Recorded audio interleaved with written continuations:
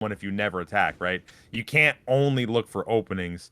And I think that was the problem with Jack. As you see here, he's just afraid of attacking. One thing you can do in this situation, especially against slower weapons, you can attack once into them and then roll away because their attack is so slow. You have that recovery ability.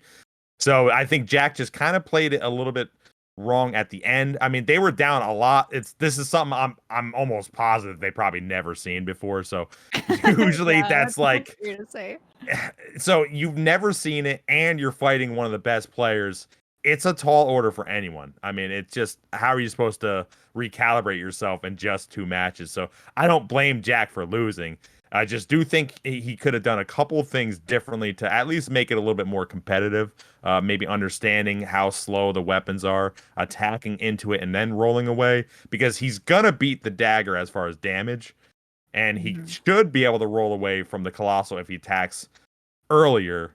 And again, I always talk about trying to make your opponent a little bit uncomfortable, right? In the entire match, Frosty was dictating what was happening. Frosty was doing all of the Ash of Wars, making all the scraps or little piddly bits come out, and making Jack move. Jack was only reacting essentially the whole time, right? So you can't, I mean, it's very difficult to win a matchup if you are not proactive in some sense. I think, anyway. So I think Jack maybe can collect themselves and maybe next tournament they can see what they've done and try to improve upon that. But Frosty moves on 2-0 with a bizarre build, and we'll see if he continues that. I don't know. It'd be cool.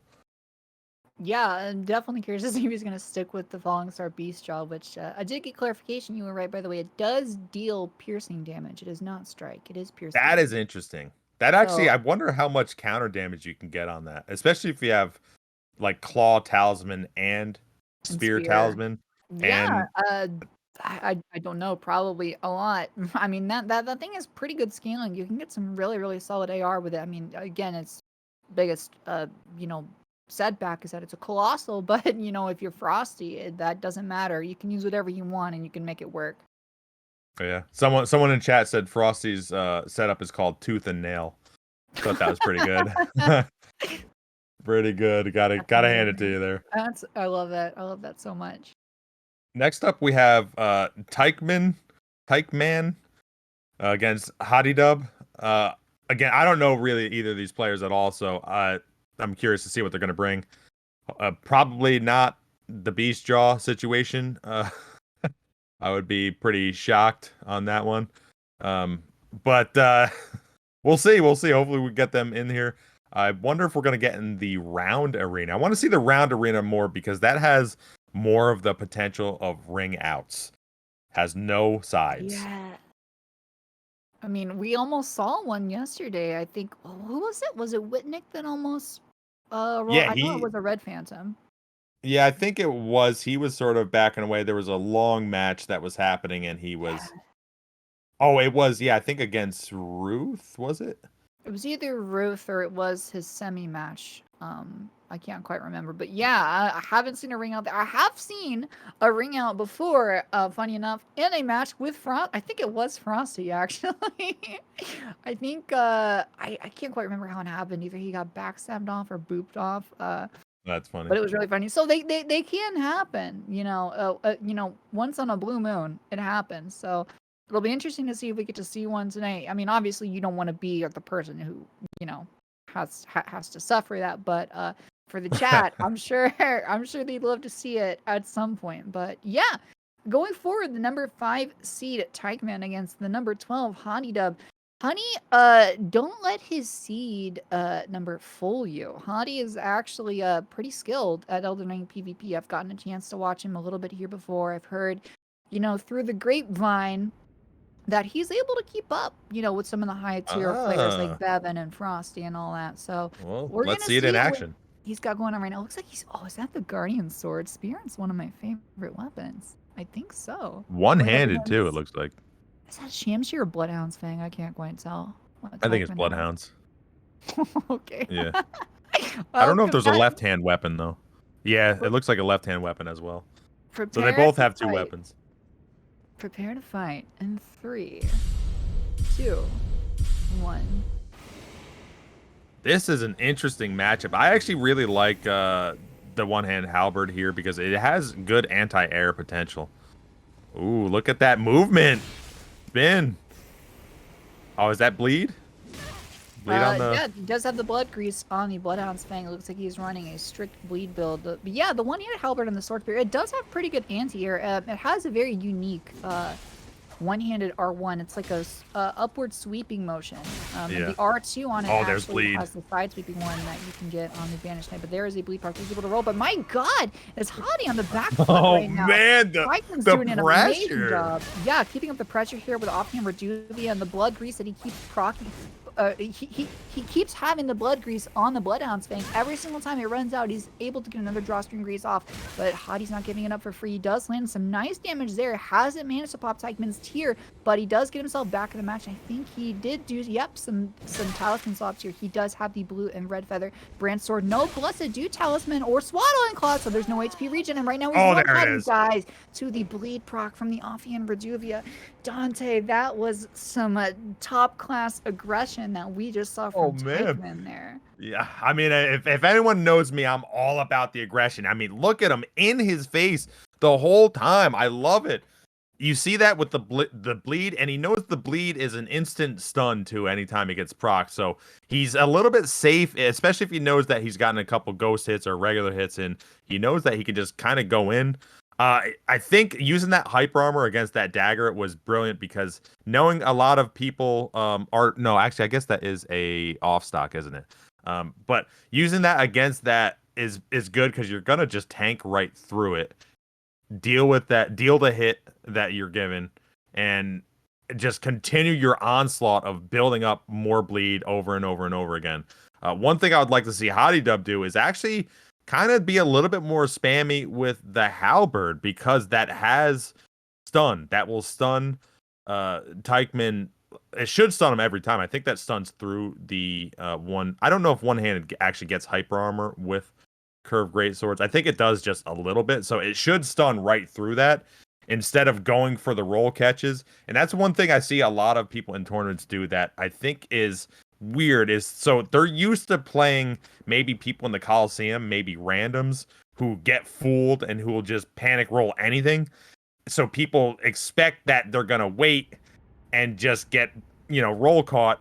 This is a tournament setting. People play usually better here, I would say. So I'd like to see a little bit more aggression on the R1 with the halberd. Either way, we are ready. Count us down. Combatants, prepare to fight in 3, 2, 1.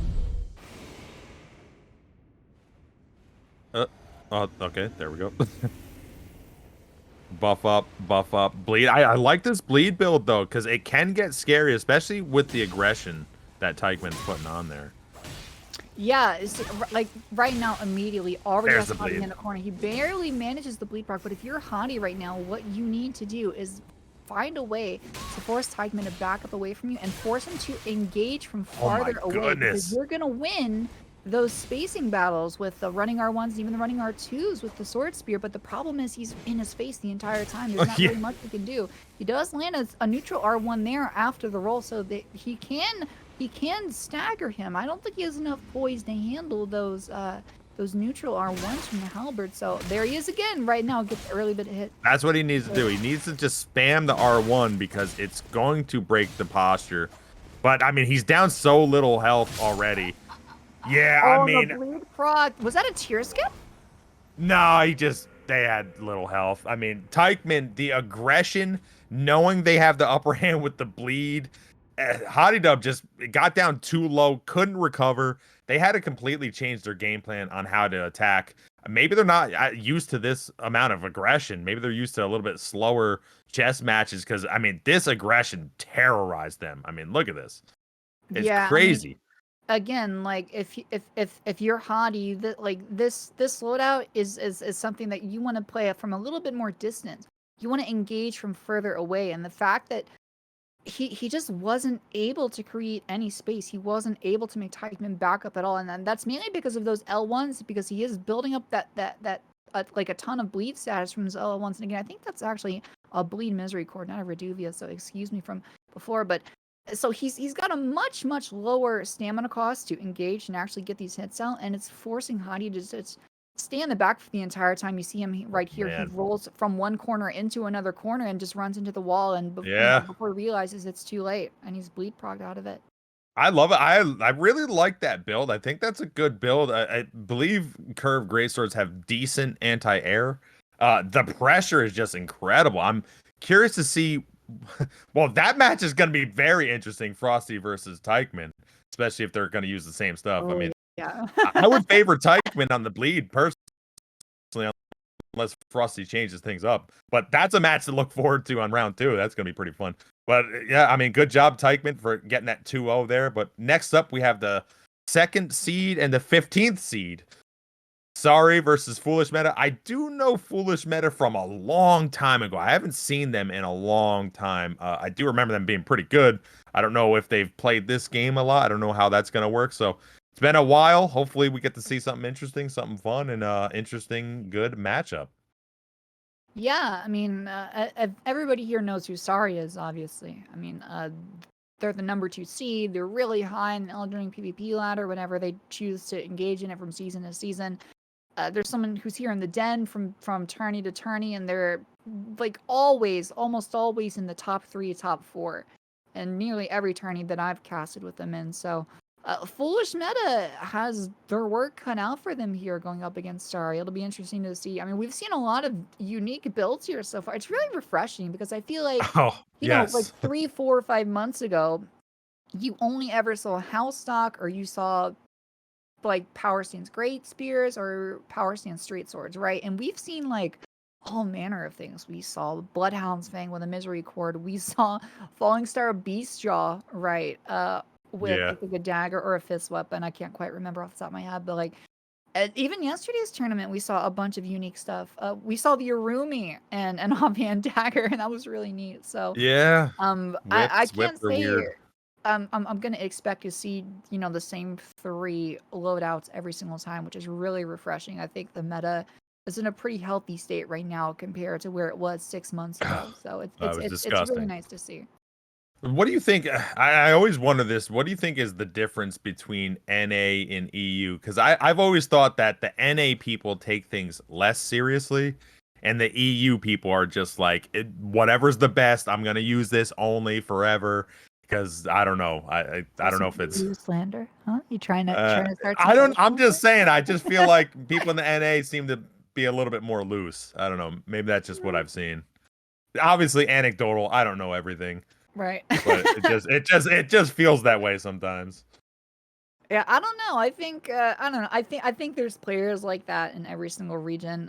If there's a comparison like that to make, I would almost say like PC to console. Like you'll I agree. Yeah, that's probably more of an apt. Right, but again, I mean, at the end of the day, I would say most of it's probably anecdotal. I mean, so far today, like on PC, like we've seen a lot of really interesting like meme builds here.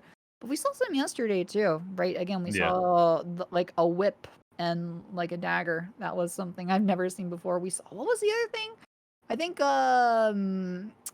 dismounter and something else, which is pretty interesting. I mean, that's curved greatsword. We see more of those here and there, but you know, the slash damage isn't amazing, especially with a lot of the meta armor sets that you see. But I don't know, man. I'm really excited to see what we're gonna see against Sari and Foolish. Yeah, I mean, it's just one of those things. Like I always think about the difference between PlayStation and PC as well, and just the tournaments that are had on each side and sort of the players. And there's a lot, especially I see it a lot in this. I mean, there's so much crossover, especially in this tournament. It seems like the NA crossover of PC to PSN and vice versa is very large. It's pretty interesting how many times people have the game on multiple platforms. Now, we don't really talk about Xbox. I know there's somebody in chat named Josh from Xbox who's actually in the tournament. He used to come from Xbox Dark Souls 3.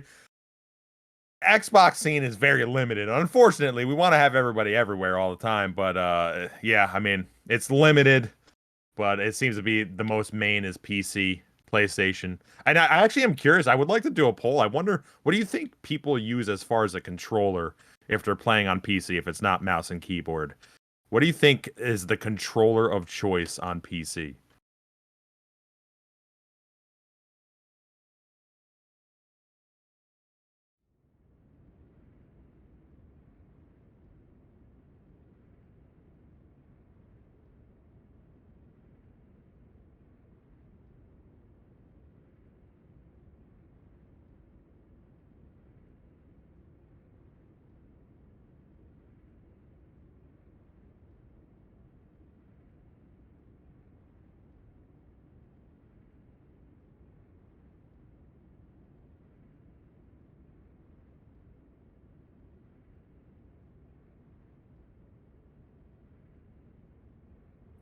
Oh, excuse me. I was muted this entire time. I'm so sorry.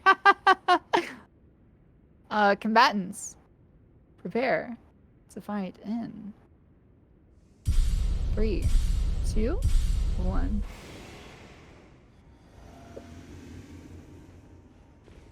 And it looks like they popped their physics. Taikman is really, really aggressive right here, right off the bat, going up against Hadi right now. Wait a minute. I think those names are wrong. This is supposed to be...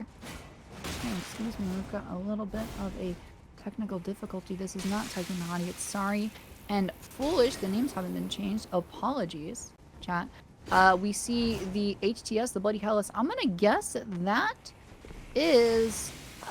maybe Foolish? I would think Sorry is using the meme weapon. Yep, it looks like I'm right. Sorry is using the club right now. And actually has the lead right now up against FoolishMeta, who is, again, running the Bloody Hellas. It looks like HTS, which isn't really in the strongest state it's ever been. HTS used to be pretty popular in the meta, actually, as Foolish manages to take a couple extra hits there. Some big bonk damage. Sorry, maybe could have gone up for a backstab there for a second. Oh, and he does get one right here, actually.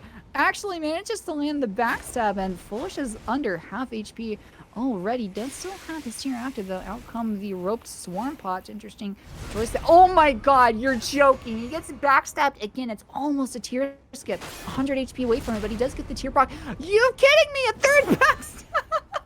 The retaliatory backstab. Foolish is not giving it away for free and drops the rope swarm pot, but he doesn't get a bleed proc. I don't think we've seen a single bleed proc yet. That's a nice little running R2, but the bonks, they come out so quickly. It's such a fast weapon, and now FoolishMeta is panic rolling away and doing some jumps. But the running gets back. You're kidding me. You have got to be joking. A third backstab to go out in style. This is amazing. You've got to be kidding me. Sorry. Takes the first stock against FoolishMeta with 3 backstabs in 1 match. Oh my goodness. That is insane. Dante, are you back with us to provide some insight? Am I back? Can you hear me? Yes, I can hear you. I don't know what happened, but yeah, I mean, coming in here and seeing this club and getting backstabbed, getting taken to the city again, I don't even know what I'm looking. Is this Elden Ring in 2023? I don't even understand what is happening right now. This is a bizarre matchup. It was pretty crazy, Sorry's pressure.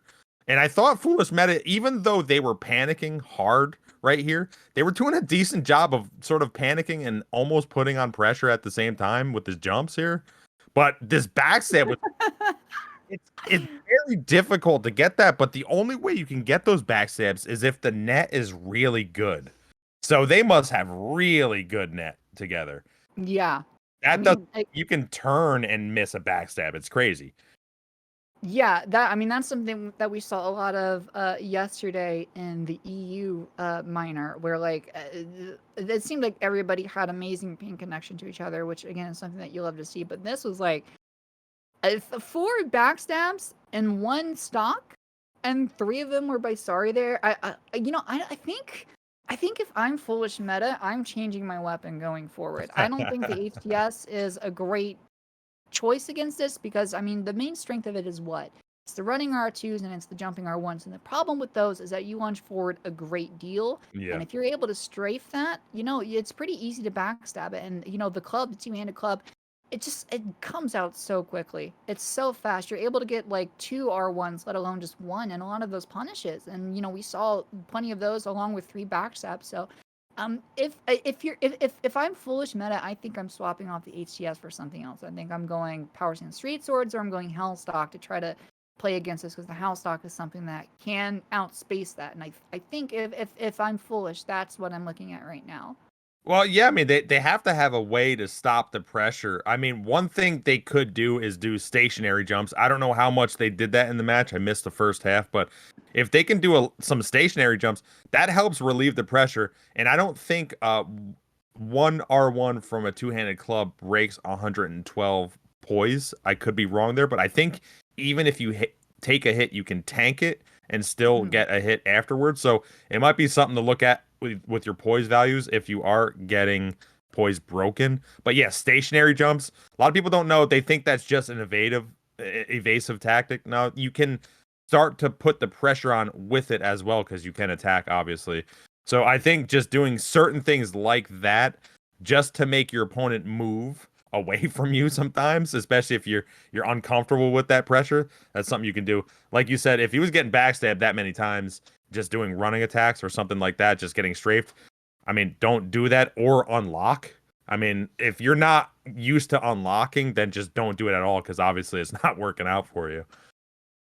Yeah, again, I mean, I don't think like one two-handed bonk is gonna break boys, but the issue is like, uh, the attacks come out so quickly, right? So like in the time Yeah. it takes to do just like a neutral R1 from like an HTS, you can nearly get two R1s from a two-handed club in, right? So like, I don't even know if it's worth trading, because you're just gonna lose on raw damage in those trades. I think even if you have the Spirit Talisman, right? So I mean, I don't know. It might be something I think to it's think close. about, but yeah, Depends. it's definitely close. But You're right. They it switched. has swamped. We are running Curve Greatsword, I believe. Blood Yes. Thing. So Yeah. lead build. Interesting. Okay. And I think that is the Reduvi in the left hand. I could be wrong. I would imagine so. It looks to be, yeah. Well, All right. Let's start it up. Let's see if FoolishMeta can bring this back. combatants, prepare to fight in 3, 2, 1. Bonk build too strong. I don't know.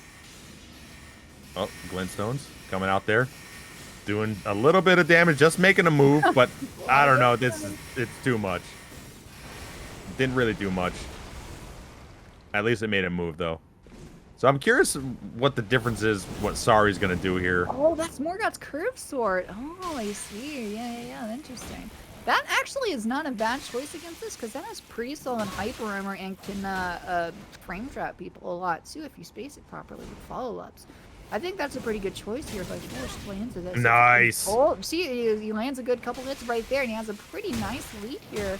Oh, The bonks! Realizes instantly. See how quick those come out? Like, the club is really underrated. A lot of people don't think of it as a good weapon. It's pretty simple. It's straightforward. The range is terrible, but it comes out so quickly. Yeah, you gotta play. Damage is so powerful. Yeah, you gotta play the spacing game perfectly. Look at the panicking.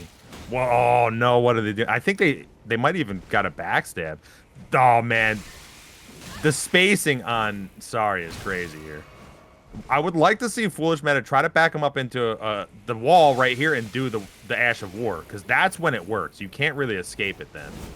Yeah, again, it looks like he kind of almost had it set up there, but he backed up to throw some pots instead. That would have been a great chance to try what you just suggested. I think that's really a good strength of his. I'm not sure if that's what he's thinking about. Again, positioning is so important in 1v1s, especially on these small arenas like this. So that's something that you always have to keep in the back of Oh mind, man, where you are and where you're corralling your opponent to. It's almost like he's trolling here. Although a bleed could skip the tier here. It could. I think he's going to get a bolus off. He does, just in the nick of time. Oh, that's so close. If he landed that Reduvi Bloodblade, that may have been the bleed proc you would be looking for. Foolish is... It's close. I mean... Oh, what? No, you've got to be kidding me. I don't even understand that. You, like, can't even do that in this game. It's crazy. Sari's fourth backstab and the fifth one in this match as he's chasing him. Oh, he almost gets it again. Oh, but there's the bonk. The trade's there. Man, I wonder where he was at. I really... Because that was actually closer than people might think. Because if he got the bleed hit, I think Sari would have just died there. So I really wonder where that is. Like 75%. At least. And yeah, if he landed that Reduvi Bloodblade, that 100% would have been a tier skip. You're definitely right there. Yeah, I mean, it's crazy. I mean, I like what FoolishMeta did, I think later on, where he sort of spams R1 because he knows the spacing game of Sari's really good. I mean, Sari was spacing this masterfully. I don't know what happens when you hit somebody with the Reduvia Ash of War as they're bolusing. I'm not sure what the reaction on that is, but you see here, it's going to be, I think, 2 R1s happening.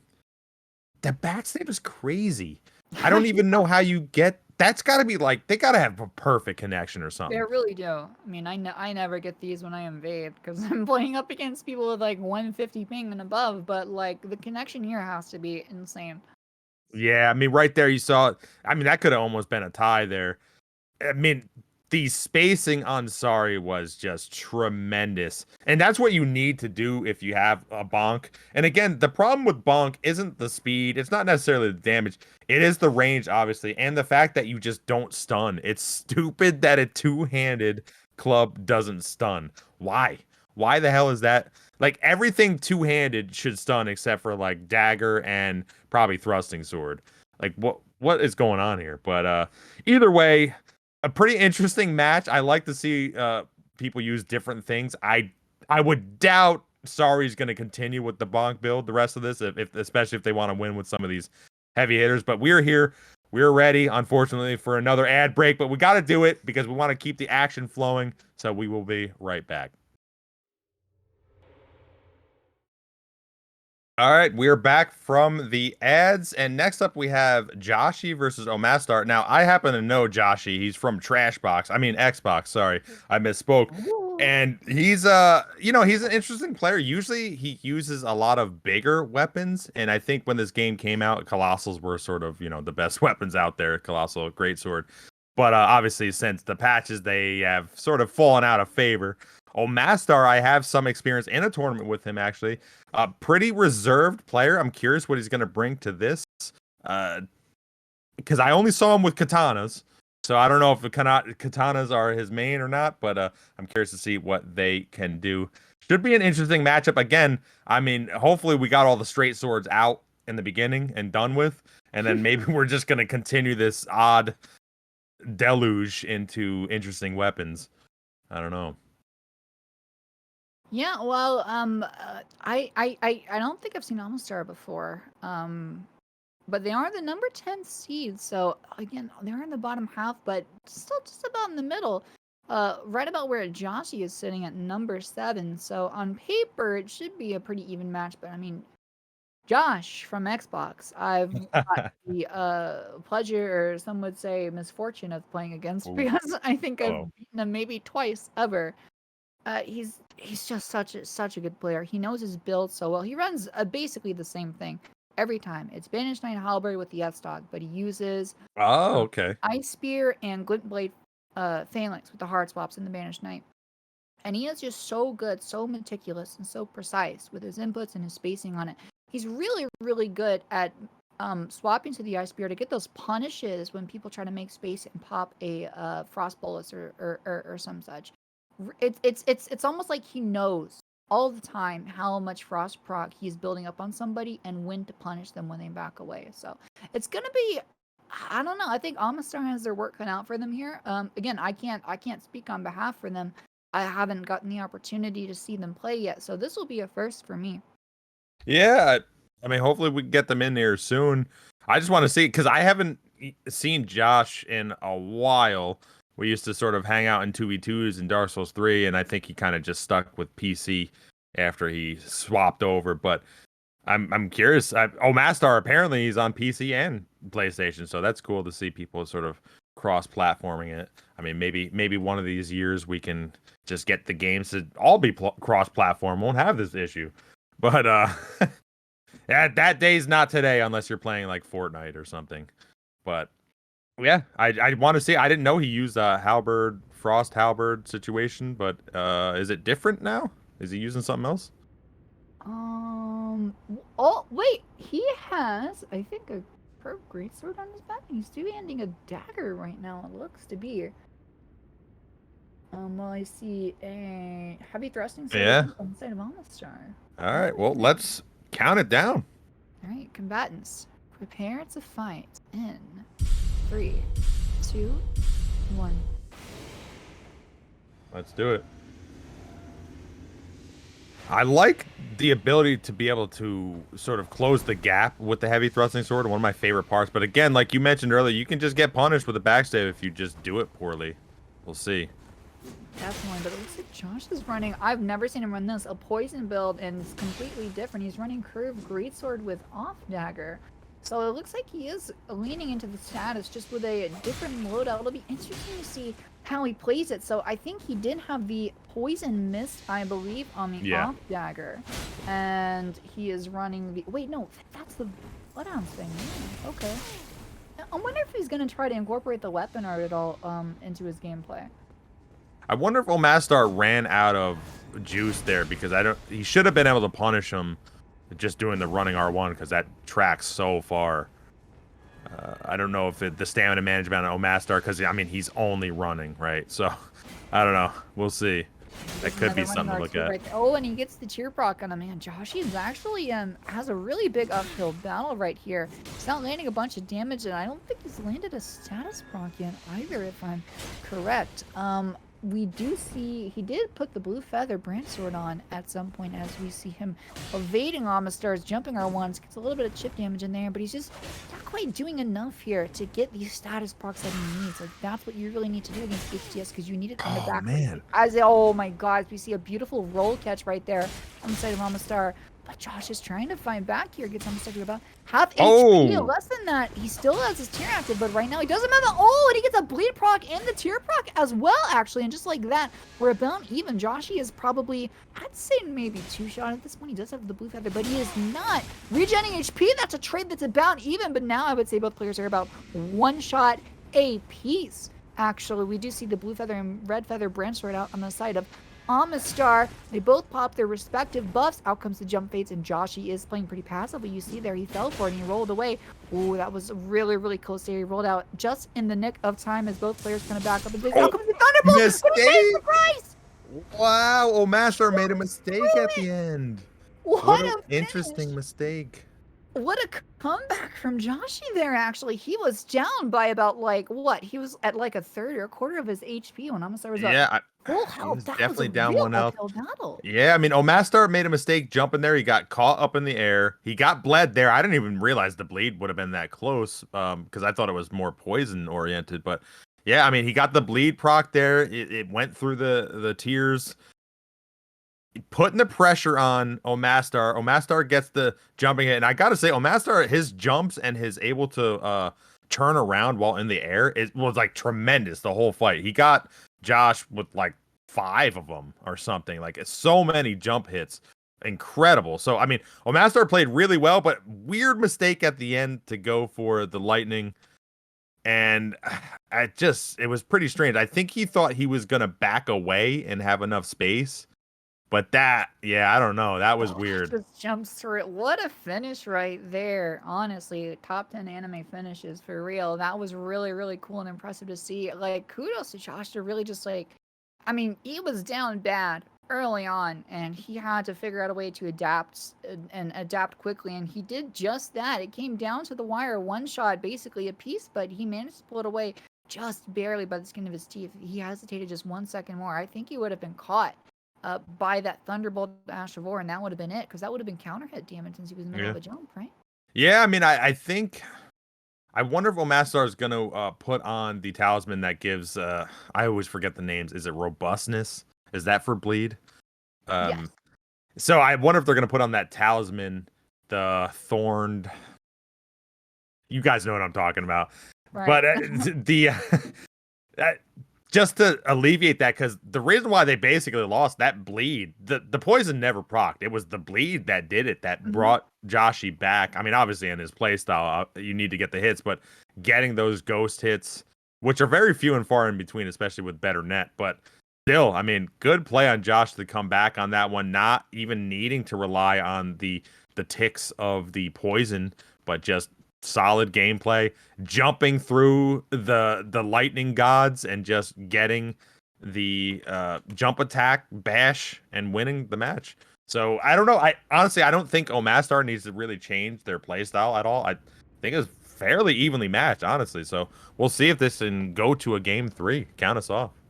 All right, combatants, prepare for combat in 3, 2, 1. Both buffing, getting the poison buff. I don't know how many swipes that needs to get the poison off. Omastar did not. I'm not quite sure either. I mean, he managed to land a good bit of dagger hits in the first stock, but I think they were just too few and far between, right, to actually build up enough to get the proc there. Yeah, we're seeing some swaps of talismans here after a little bit of a hit. I mean, it's the classic. Not what the blessed do. Really close to the edge there. Yeah, the only place you can fall off is where That's pretty crazy. They did swap to the shunter, which I find fascinating. Yeah, but they have been on the back foot the whole time. As we finally see Oh, Ash of War. There's the Ash of War that we wanted to see, and he lands it. And that's really, really big trade in Josh's favor. Although, not getting it for free, though. Ash of War again. One's right in his face. He does get the Ash of War off, but really pays the price poison. for about even. But yeah, there is the poison proc, just like you said. And Josh is really trying to keep up the pressure, but he's getting him a chance to back off. Yeah, he's waiting for him to ball us. He's trying to punish. So yeah. Just what I was talking about. That's how he does it with the house dog build. He knows he gets a status proc. He knows how to space himself for when they do pop the bullets to punish. Oh, that range. Oh, he's getting punished. I want to see aggression right now too. Yeah, I want to see more offense from Omastar here. He can't tank the Ash of War. Oh, wait a second. He's bringing it back. Jump attack hitting him from deep. Oh, but the poison. Can the poison kill him here? Nice Ash of War. Not punished. Another Ash of War. Gets him. Good job, Joshy. Wow. With the style points. That Ash of War got him. I mean, he used the Ash of War a couple times to great effect because he saw that he was getting blasted by the crouch attack of the shunter, but he just used it for the hyper armor, and he was able to get the hit because he was ahead. But man, Omastar almost came back and got this one with some of the jumping attacks. Joshy's sort of playing a little bit of Matador here, as we see, sort of staying back, waiting. Pretty interesting. Getting the running attack, which you should almost always roll because it's further than you think with curved greatswords. And yeah, I mean, we'll see at the end the double Ash of War by Joshy, finishing it up, getting clipped there. Things were close. I mean, it still was anyone's game, but Joshy just played the ending super well. And yeah, I kind of want to say, like, I mean, I think Omastar not getting the chance to get the poison bullets off was really what did him in. You know, Joshy was baiting him standing there, but he was poisoned. Look, see, he died from the poison right there. You can see with the animation. He was poisoned for like a good 30-40 seconds there. Yeah, it was a lot of your HP getting taken away over that amount of time, right? So I think that was a real big boon for Joshy. He wasn't able to get it in the first stock there and managed to win it, but getting it here, he was able to keep Omastar on his back foot the entire match. He tried to go up and trade with him sometime in the middle, but as soon as his tier procced, he just wasn't really able to refine his footing. Yeah, I mean, it's I like the way Joshy played, and it was kind of like a little cheeky play style from Joshy after he got the poison, because he already knew he was up ahead. He could kind of just wait it out a little bit just to get the damage to go down. I think, what is it, poison is 4 every second, so even if they had Blessed Dew Talisman, it's at least 2 every second. And yeah, I mean, Joshy just played it right. Joshy sort of let them play into their game, and you know, I'll say it once, I'll say it again. It's like, if you dictate the match, you have a higher chance of winning, I think, most of the time. And Joshy did that. And brilliant on the Ash of War at the ends to know the range of that Ash of War, especially when you're basically right together. Doing the Ash of War, you have a high chance of hitting, especially if someone panic rolls. So it was a good job by Joshy. I got to give him all the credit there. But again, Omastar still played pretty well, considering maybe they've not fought that as much. And it still was, both matches were really close. Yeah, really, really close indeed. I mean, we saw Josh have to, like, basically come back from the dead in the first stock. And we saw Omastar, like, really show a good bit of life there in the middle with the shunter. But it was just like, I mean, once he was on the back foot, Josh, like, really, really turned it up. But we'll see what we see here now in our second to last match of round 1 between Inservin on the left of your screen, running the Codes, and Charlie on the right, running what looks to be a Hellstock or Helldag, I believe. Yeah, I don't know anything about Charlie, so show me your stuff. Count us down.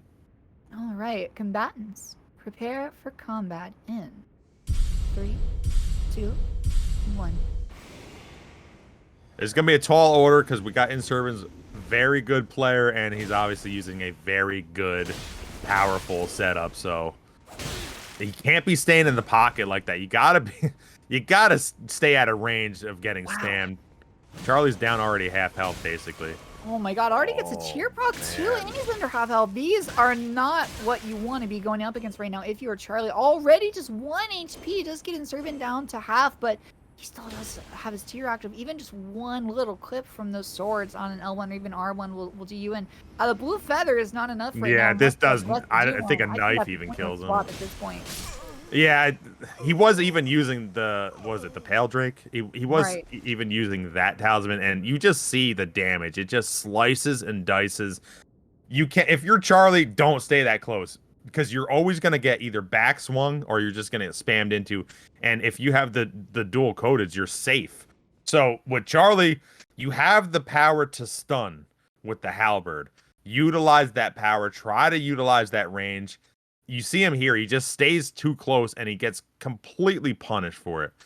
So you got to stay away. They're too dangerous. And then he just gets melted right here. He stays in the pocket, rolling around him.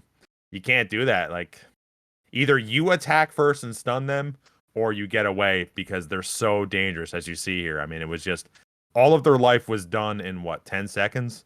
Not even well, like this stonk was a perfect example of what you were just saying right before, where it's, you know, if you favor aggression early on and you get the lead early on, you have a pretty good chance of closing it out at that point. And when you're able to get a tier proc within, what was it, 20 seconds, I think? That's insane. That's lightning quick. You've got a lot of catching up to do. So, I mean, kudos for Charlie, you know, for like fighting back there. But I mean, at that point, there's not really too much you can do, unfortunately. Yeah, you got to attack first and you got to make sure you don't roll around them. Don't roll around. You roll away. You get away. Make sure there's no chance of getting any of the hits on there because it's massive damage. So hopefully Charlie can play this a little bit slower. But again, I don't know how good Charlie is with aggression. You're going to see Inservins try to press the action again and get it in the pocket. Maybe get him close to the wall because if someone's close to the wall, the L1 is going to work. How do you stave off that pressure? I mean, he does have Frost on the halberd. Maybe that can help.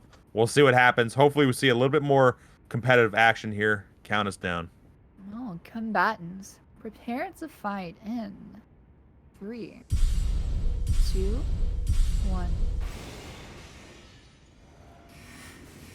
See some glintstones. Does a little bit of damage at least. Inservin's playing a little bit more reserved here. There's the jump. But once he gets on the inside, then the slicing and dicing can happen. We'll see. I like the way Charlie's moving now. Much better than the previous match. Charlie does have the Helidry Talisman on this time around as well. And the, I don't know how I feel about the Magic Scorpion Charm, though. As you see right there, it gets like over half his HP taken. Yeah.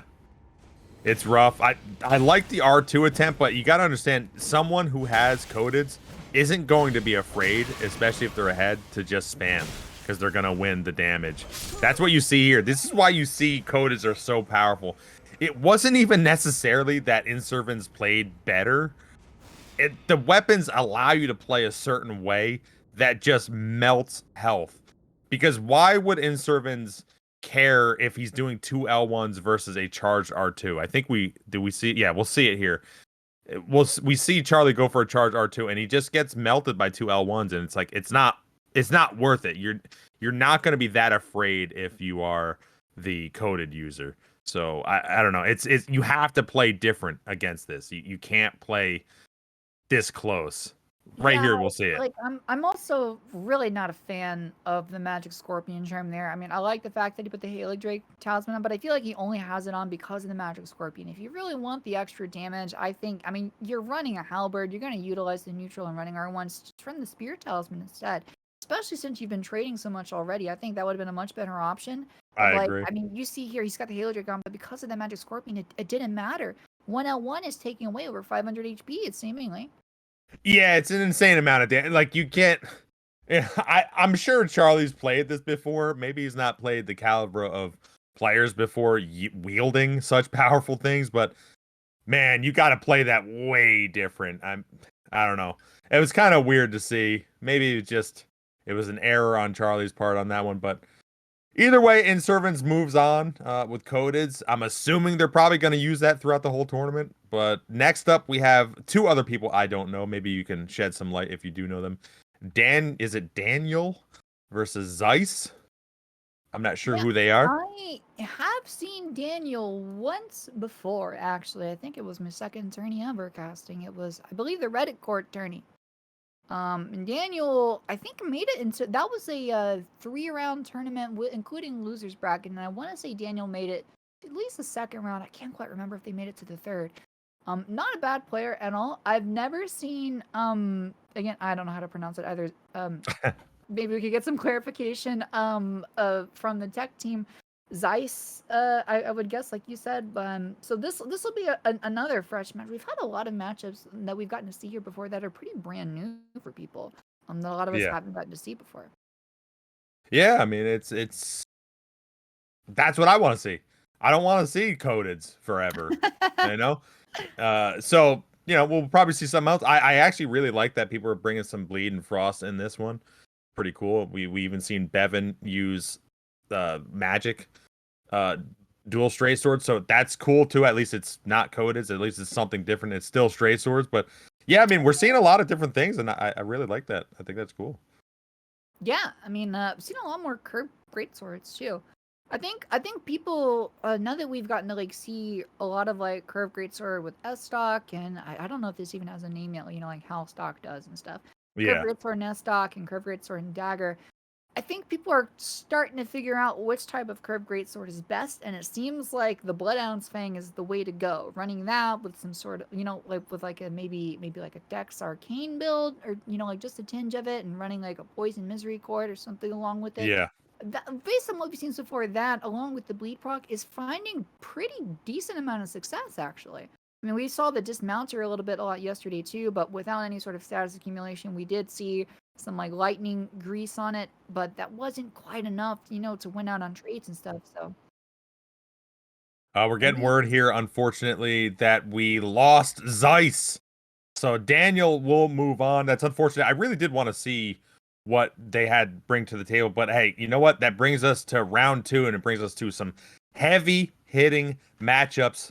And I believe we're going to be getting this set up now. It should be Beven versus Raskills.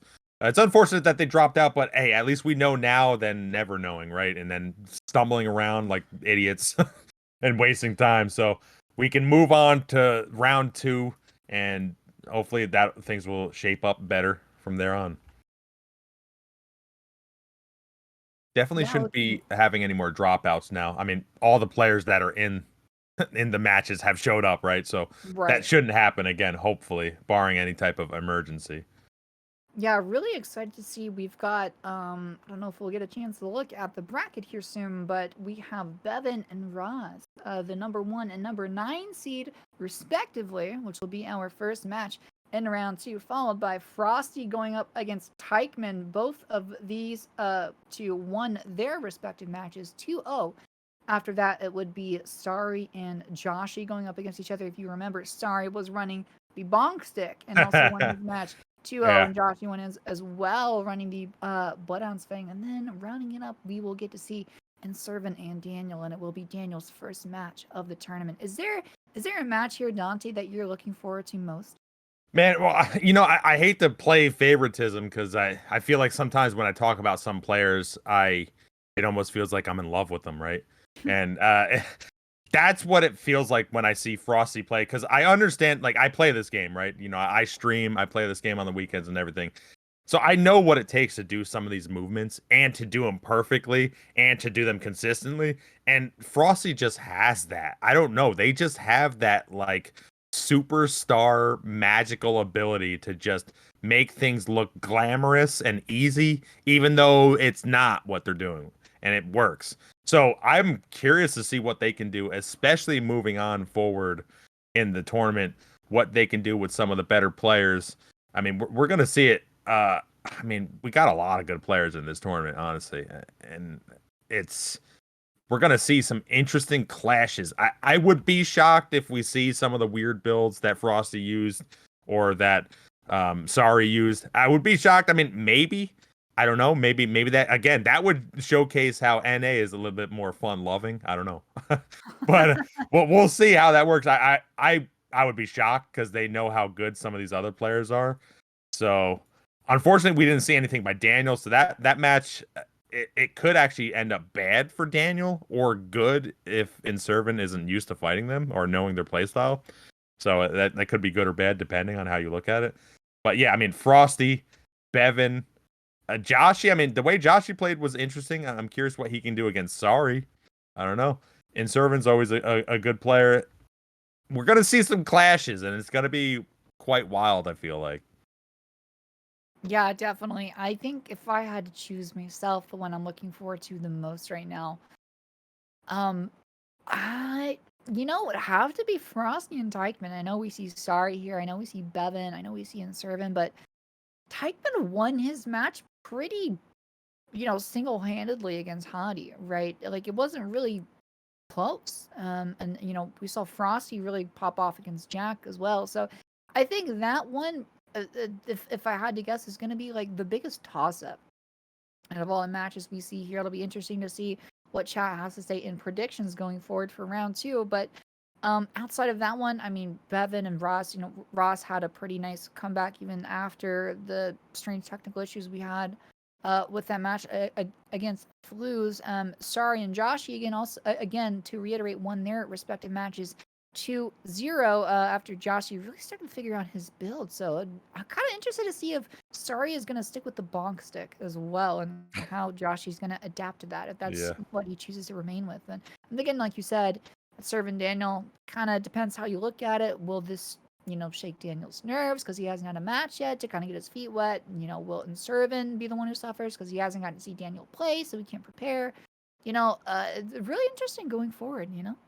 It could be Danny EL. I don't know. Who knows? I have no idea. If you're in chat, let us know. But yeah, again, I don't know, man. I really don't. The thing is, it's always so scary when you're in the first 2 rounds and it's best 2 out of 3.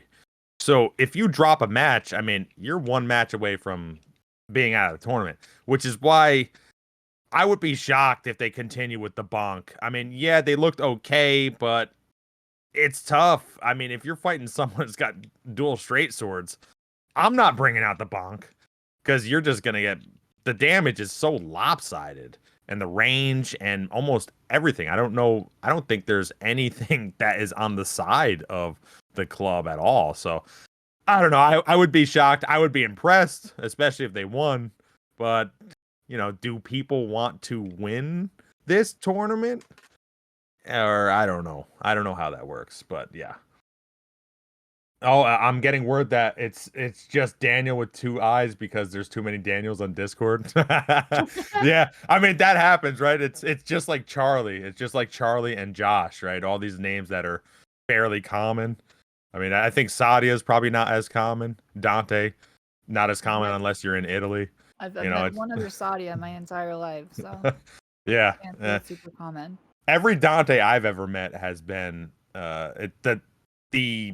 the way you spell it has been absurd. It's O's and A's and Y's. They're all over the place. So I don't know. I'm the one true.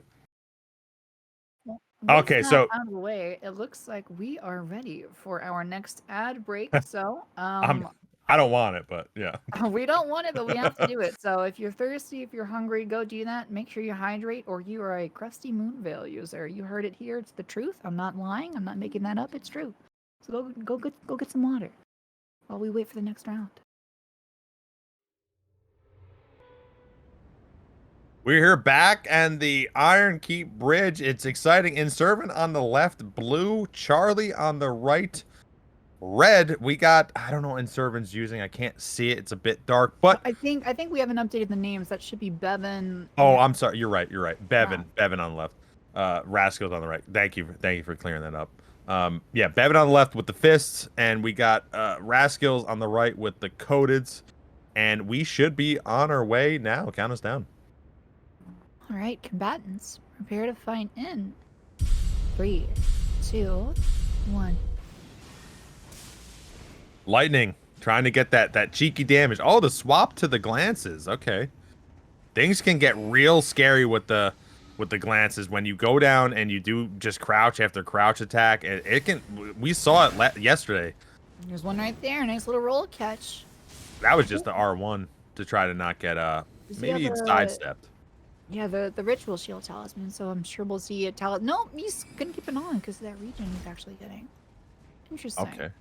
Yeah. Oh, we see a talisman swap. No. Oh man. Yeah, this can get scary because if you get in that blender, the pokey blender or whatever you want to call it, with the glances, good roll there. I would like to see a little bit more wiggle tech with Beven, actually. Really I try to suppose it's hide your in. attacks. But yeah, I think you're right. I think we should see a little bit more wiggle attack, more goblin stepping. Kind of mix it up a little bit. Ross is like really playing pretty well against Bevan, the #1 seed right now. Gotta say, he has a pretty decent lead right now, you know? Yeah, I mean, his spacing is actually pretty good, but I will say this, Bevan's actually playing a little bit predictable, if you will. Sort of doing the same stuff over and over, which I don't know. There. Got to play it differently in order to actually bring this one back. They're kind of just crouching and then attacking. There was sort of nice spacing. Oh, there. Oh, now things can change quick. You see how quick they can change. Bevan does still have his tier active as he gets the phalanx off. I'd say, I mean, they're probably about even maybe because after he gets that tier proc, I think they'd be more or less the same amount of HP because Rouse is regenning as he gets roll caught right there. Roll caught again. One more L1 and he's gonna die. There it is. 3 roll catches in a row. That was astounding by Bevan. Just as you were saying, I mean, I think you were right in the first half that he was being pretty predictable, pretty vanilla with his, methods of engagement there, but man, he really got Ross on the back foot there and did a great job. 3 roll catches at the end. Those panic rolls really did him in. Yeah, I mean, it was pretty crazy how he came back from this. He played slightly differently. He played the spacing game just slightly better, and then he punished Rascals. All his timings were slightly off, which I think sort of gave Rascals a little bit of comfort thinking he wasn't going to attack, and then he would just attack. I mean, those crouch attacks come out so fast. It's very difficult to see. And Rascals was doing really well in the beginning. And then Bevan just slightly switched it up, threw off his timing, and then we'll see here. That's 1, 2, and then I think, does he jump over him? Yeah, he jumps, and then 3. Yeah. Man, yeah. That was really impressive to see 3 in a row right there. It'll be interesting to see if he sticks with PSGS now. I don't think I've gotten the opportunity to see Bevan use PSGS before. It seemed like he kind of had to settle in a little bit there, before he decided to get a little bit cheeky with things. But, I agree. I mean, I think as of right now, I don't think there's really much to change there. If you're Ross, I also don't think there's too much to change, right? I think you just gotta maybe like mix up your cadence a little bit when you attack, and not to be as panic rolling, right? You could be a little bit more aggressive here, I think. Yeah, I think throwing out a couple little throwables, try to get that poise value lower so that if he does an L1, it stuns. Maybe that could be a thing, but they are ready. Let's count it down. Combatants, prepare to fight in 3, 2, 1. Yeah, I mean, Rascals had really good spacing. The last match, he needs to continue that, and he needs to stay away essentially unless he is attacking, because you get caught with that crouch attack and it's bad news. I mean, right there you see it twice. 3 in a row again. Does get 1 L1 off though, so it wasn't for free, but that is a lot of damage early on. Already he has an uphill battle for him. And that's why the phalanx is so good, because even if one hits, your poise values are lower. If a couple hit, it breaks your posture, and it just, that's it. Look at the spacing Bevan's doing. He's sort of trying to kite him in the corner, make him attack, and make him whiff. The trade. It's not quite even, actually. I think maybe Ross only hit him with one of them. Oh my god, the aggressive jump here. He must have been out of stamina. There's a good bit of damage there. So Ross isn't quite out yet. He does get the blue feather brand sword on, takes off the blessed dew in favor of the red feather. So he's not going to offer the HP regen. That might cost him here as he gets hit by the feelings of one crouching on one, but punishes Bevan. Oh, that damage. Still have his tier active, however, though. What's going to happen here in this engagement? Actually gets a tier skip. He got a tier skip. Wow. With like 200 HP left. Actually, the tier skip. L1 and the tier skip to take this from the dead. Ross is not down and out yet. Amazing. That's great. Yeah, I mean, so like you said, he favored the red branch sword versus the blessed dew, right? And that worked out for him because he got the tier skip because of it. Exactly. Wow. Yeah, I didn't expect that. I didn't think that was a good choice, but you're right for pointing that out. If he didn't swap over, that wouldn't have been a tier skip. That was what saved him. That was a really, really gutsy call, but it paid off. Yeah, right there, I think Beven was out of stamina. He just got Yeah. blasted by just a regular L1. But yeah, I mean, man, swapping to that, I didn't think that was going to happen. I think he took one hit here, and then how does this fall apart? Oh, the jumping attack. I think you see Beven swap talismans right here. Yeah, there's one, there's the other, and then it didn't matter. Like, that's crazy. Beven was really looking for Raskills to panic roll right there to catch him. And he didn't. He just L1'd, and it looked like he probably L1'd exactly at the time that Beven was about to attack. And it's just that's one of those things. Sometimes you just gotta be first. And wow, I didn't expect that to kill. I thought it was gonna be, the tier was gonna proc, and then it was probably gonna be a trade. But no, there we go. This is it. Rubber match. 1-1. There we go. Let's do it. Winner of this goes to the semifinals. Combatants, prepare for combat in 3, 2, 1. I wonder. I don't know. Oftentimes I feel like whoever gets out ahead first wins. But man, we've seen it kind of flop. It flopped last round. Yeah, I know. There was a pretty good back and forth there. I mean, that comeback from Ross was really impressive, but I mean, against a player like Beven, it's going to be really, really hard to do it twice. So, I mean, if you're Ross, I don't think you want to put yourself in that position again, because that's a really, really tall order. Again, to do it twice, let alone like once, right? So, I think he's going to try to be a little bit more prepared. He gets crouch poke there. He already is behind, but it's not by too much. He does land in L1, but and does have that swaddling cloth, so he is regenning HP even though he's phantom mid, so it's really, really big for him. He needs to win these trades. He does right there. The panics. Not that one, though. That's a nice crouching L1. Again, out comes the neutral L1. Oh, that's massive damage on the Beven. Then about equalizing. Tears are skipped. Or proc. On Ross. Actually lands 3 hits in a row, and Ross is already in trouble. He does get the blue feather, and there's a red feather. Brand Sword, he has it on as well, but it might be a little bit too early for that because Beven does still have his tier active. And he's got a little bit too much HP here to get a skip, and he does have that swaddling cloth on as well, so even with these phantom hits, you got to be really, really careful. You can't let him touch you at all, because this is just going to get harder and harder for you. How is he alive? He actually survived, but my doesn't survive the trade there as Beven takes it 2-1. What an interesting back and forth we had there in the first match of round 2 as Beven takes it. Yeah, I mean, good job, Beven. You saw that he was wiggling more. He was sort of doing more technical stuff in this match. It looked like it was like maybe the first match he kind of was slouching in his chair, and then Rascals was bringing in the pain, made him sit up in his chair and really, really try to utilize these glances. I think he was now the swaddling cloth that gives you health. I think he was getting some health back right from a couple of those hits, and I think one of the reasons is a lot of people roll the attack, so you still get health even on ghost hits, right? Right. Yeah, so that's it. Pretty interesting, but yeah, I mean, this was almost the same situation as the second match, where maybe could be another tier skip or something close to that. And but no, it didn't happen right there. And then I think a knife just right in the skull face. Yeah, the crystal dart. I think I saw. Oh man, yeah. So good job, Beven. That was probably closer than Beven thought, but Rascals brought out the pain, brought out the technical ability, and made that a competition. Yeah, definitely. I mean, he didn't give it away for free, that's for sure. And I mean, that's commendable to go up against the #1 seed. Like that comeback and the second stock was, I mean, we saw some pretty amazing comebacks yesterday. A lot of them in EU, particularly. I think like most of them were in the third place match between Ruth and Whitnick, but that one's right up there with them, honestly. Like that comeback with that tier skip to deal, well, that had to have been like what, over 588. Yeah, absolutely. 600.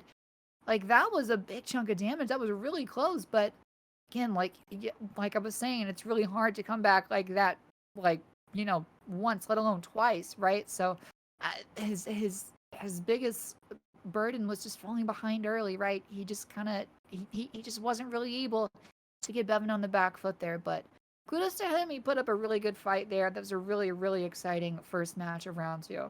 Yeah. I mean, the thing that I often see, and it's kind of tough because you're stuck in basically an L1 game. It shows you how powerful dual straight swords are, but you can't do too much crazy trickery when you have the straight swords, right? Like you have L1. Yeah, the running attack is okay. The crouch attack is really fast, but again, there's no poise damage on it.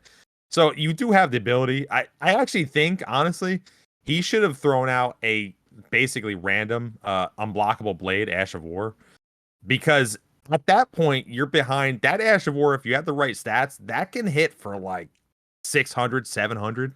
And if he was buffed up with the red branch horde, I would have tried it. I would have said, hey, he hasn't seen me do this at all. He might panic roll it because who the hell does this? That's what you do, and that's the problem I see a lot of times with straight sword matches is you have only a couple things in your arsenal, and you have to rely on just sort of the spacing perfect gameplay in order to realize that. What on earth do we see here in the right? This is that double war picks I see? I mean, thrusting, claw damage, maximum. I'm excited. Frosty's sticking with the same build, so we'll see how this pairs off against something I don't think I've seen in the tourney setting before, but combatants, if you're ready, prepare to fight in 3, 2, 1.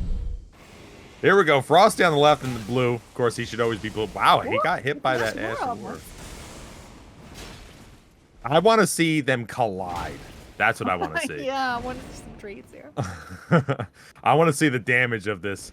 We can't see the health, unfortunately, but man, we're going to see some massive damage. I don't even think they have any tears, do they? Or is that just a glitch? Wait, maybe he didn't pop his physic. Yeah, they might not have popped the physic here. Or, so no, this might have a visual glitch. I'm not quite sure. I could have knocked out of the air. Oh I mean, I think Dagger wins this, but again, I mean, one trade, who knows? Right. I mean, the jumping L1. Nice. Ooh, that's a nice little roll cast. The damage on the jumping L1s for Great Hammers is insane, especially if you have like a claw tower. Right? As we see some nice roll catches on the side of Frosty onto taikman. I can't tell how much HP people have, but if I had to guess, yeah, taikman's down low. He had to be. Taikman is down, probably below a quarter. There's the physic.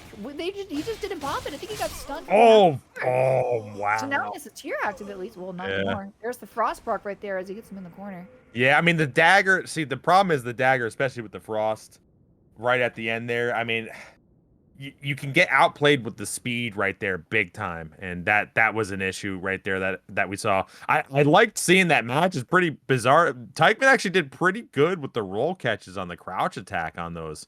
I wish they attacked a little bit more. I think we see it. Do we see it here? He does a jump delayed. Yeah, right there. Oh, it's so good. Really good to get someone like Frosty to fall for that. I mean, that is really good. How, like, after Frosty got caught, he didn't panic roll. He stood there and waited for taikman's next action. That is like, most players wouldn't even think of that. Their first thought is get away, get away, get away. I don't want to get by jumping on one, but Frosty really did a good job of keeping us cool, no pun intended. I really apologize for that, but didn't panic roll after getting caught there. Stood there and just waited for the next action to get out of there. I mean, Frosty is just, the roll discipline on some of these players we get to see here is just insane, right? We're so used to seeing people panic roll. I mean, I panic roll all the time. But... I mean, discipline is the right word to use there. I mean, that's the perfect word. That's what a lot of these people have. You have to have composure and discipline. And here we go. Let's see. Hopefully we can get the health bars up there, but let's count it down. Maybe Taikman can bring this bizarre matchup back. Maybe. Combatants, prepare to fight in 3, 2, 1. Oh, already he got hit by it again. Again, yeah. Still doesn't have his tier up. I don't think. You know what? Now that I think about it, I don't think Frosty popped his physic last time either. Oh, that's a beautiful roll. That's big. Oh, flame strike. Flaming strike. So close. So close. That would have been insane. And again, Frosty does not have a tier active, so that would have been really, really massive damage and a huge lead for taikman. Although that lead is becoming bigger and bigger with each hit. Oh, but not so much now as Frosty retaliates and gets 2 R1s in there. So now it's about even, it would seem. I'm pretty neck and neck right now, Dante. Yeah, I mean, taikman, I feel like is at any point can. Why does that do so little damage? Oh, I don't. The flaming strike!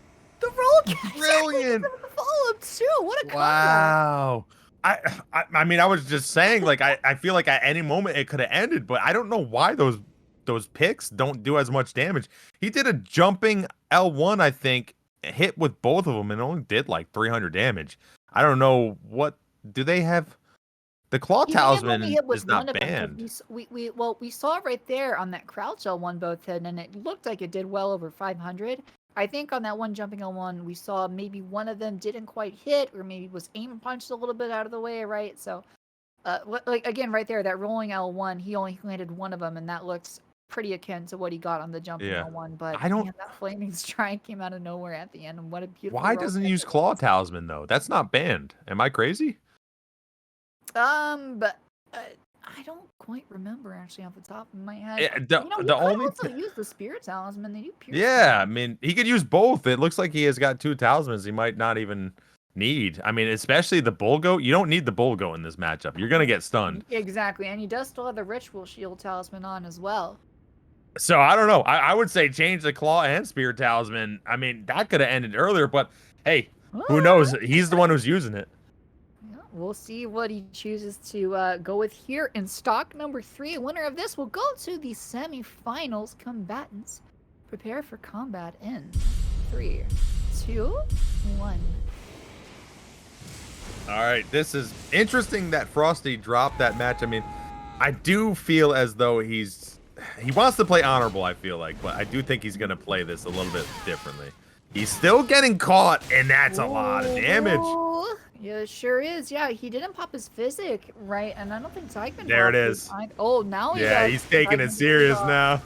punished for. Yeah, I mean, if Frosty had his physic on, that could have gone totally in a different direction in the second stock. But because he didn't have it, man, that was just like, what, like 800 damage with the roll catch, you know, the L1, and then the flaming strike follow-up. It was insane. So I think Frosty's learned his lesson. And if he wants to make it to the semifinals, he's going to have to play a little bit more seriously. Yeah, he is. It looks like he is. Definitely. Oh, he got knocked out of the air a little bit. Yeah, I'm curious. I would like to see taikman try to bait him into a corner, use flaming strike, and try to get a combo again. Oh, flaming strike right here would be perfect. Yeah. Oh, it's a little bit too late. It's very, very close. You had the idea right. I think you're reading his mind right now. He did exactly what you were saying. Let's see if he tries to do it again, though, because I'm sure Frosty now is going to be looking out for that. He knows how dangerous the flaming strike was for him in the second stock, and he almost got hit by it there. So I think Frosty's going to, yeah, he's rolling away. He's doing a little bit of panic rolling, but he really doesn't want to get caught in that, because if he does, that's really, really big damage. And when they're about even right now, that can really set you back. Oh, that flame strike was really close. He's getting right on the edge of that. That has a stupid hitbox. This is actually quite the match. This is a lot of fun. Because, man, it's like, who's going to make the mistake? I do think that the dagger should win. Oh, is that... Oh, he did get frosted. Okay. So taikman got frosted there. But maybe it's possible to get a skip here. Feeling a jumping R2. Oh, but he goes to the L1, so he did not get the skip, but he did get the... Oh, he missed the crouch. Oh, wow. Dagger follow-up. That actually was... that was a lot closer than people might have saw, because it ended in a flash, but we'll see it again, I'm sure. But yeah, I mean, if he got the crouch attack at the end, taikman, if he got the crouch attack against Frosty, this could have swung. This could have been quite the upset here. But yeah, Frosty stuck with this. I mean, Frosty was the one. It's funny, Frosty bit first on using the physic, which I find pretty funny. He was like, no, I don't want to lose this, right? So trying to take it a little bit more seriously. But yeah, I mean, you see here, it's sort of like who's gonna do the attack first. I mean, that was really good timed, but just again, that doesn't happen if the connection's not good. He gets hit there every time. Right. taikman gets blasted with a little bit of frost here, and then we'll see here when it ends in a flash. I knew the dagger was going to be the difference in this because of the speed and the spammability of it. Because again, you can spam it and then roll away because of how slow these weapons are. Right here, he misses, and that was it. Oh, I think he maybe got aim punched a little bit, or he didn't quite like maybe turn his stick far enough to re-angle that L1. But I think the biggest game changer, how many flaming strikes did we see taikman throw out, right? Like, there had to have been at least 7. And Frosty didn't get caught by any of them. Shockingly, again, you can't do that unless the net isn't good because if you see the hitbox on that, it's crazy. It lingers. It's further than you expect, especially on those crouch attacks. A lot of times with latency, it's where you were versus where you are. It's kind of one of those things. It's got to like catch up the net code, however that works. I think even Frosty is gonna have to hand it to Taikman for coming in there, making that competitive like it was. Frosty was probably even rooting for Taikman to win that one, but still, Frosty brings that out, and they get the victory. And I don't know, that was a lot of fun. That was probably the most fun match so far, in my opinion. But we have a lot more matches to go. I'm Yes, excited we to see. do. The next one coming up is gonna be Sorry against Joshy. That one is one I am very, very excited about. We saw Sorry running the Bonkulus, the club, the Bonk stick.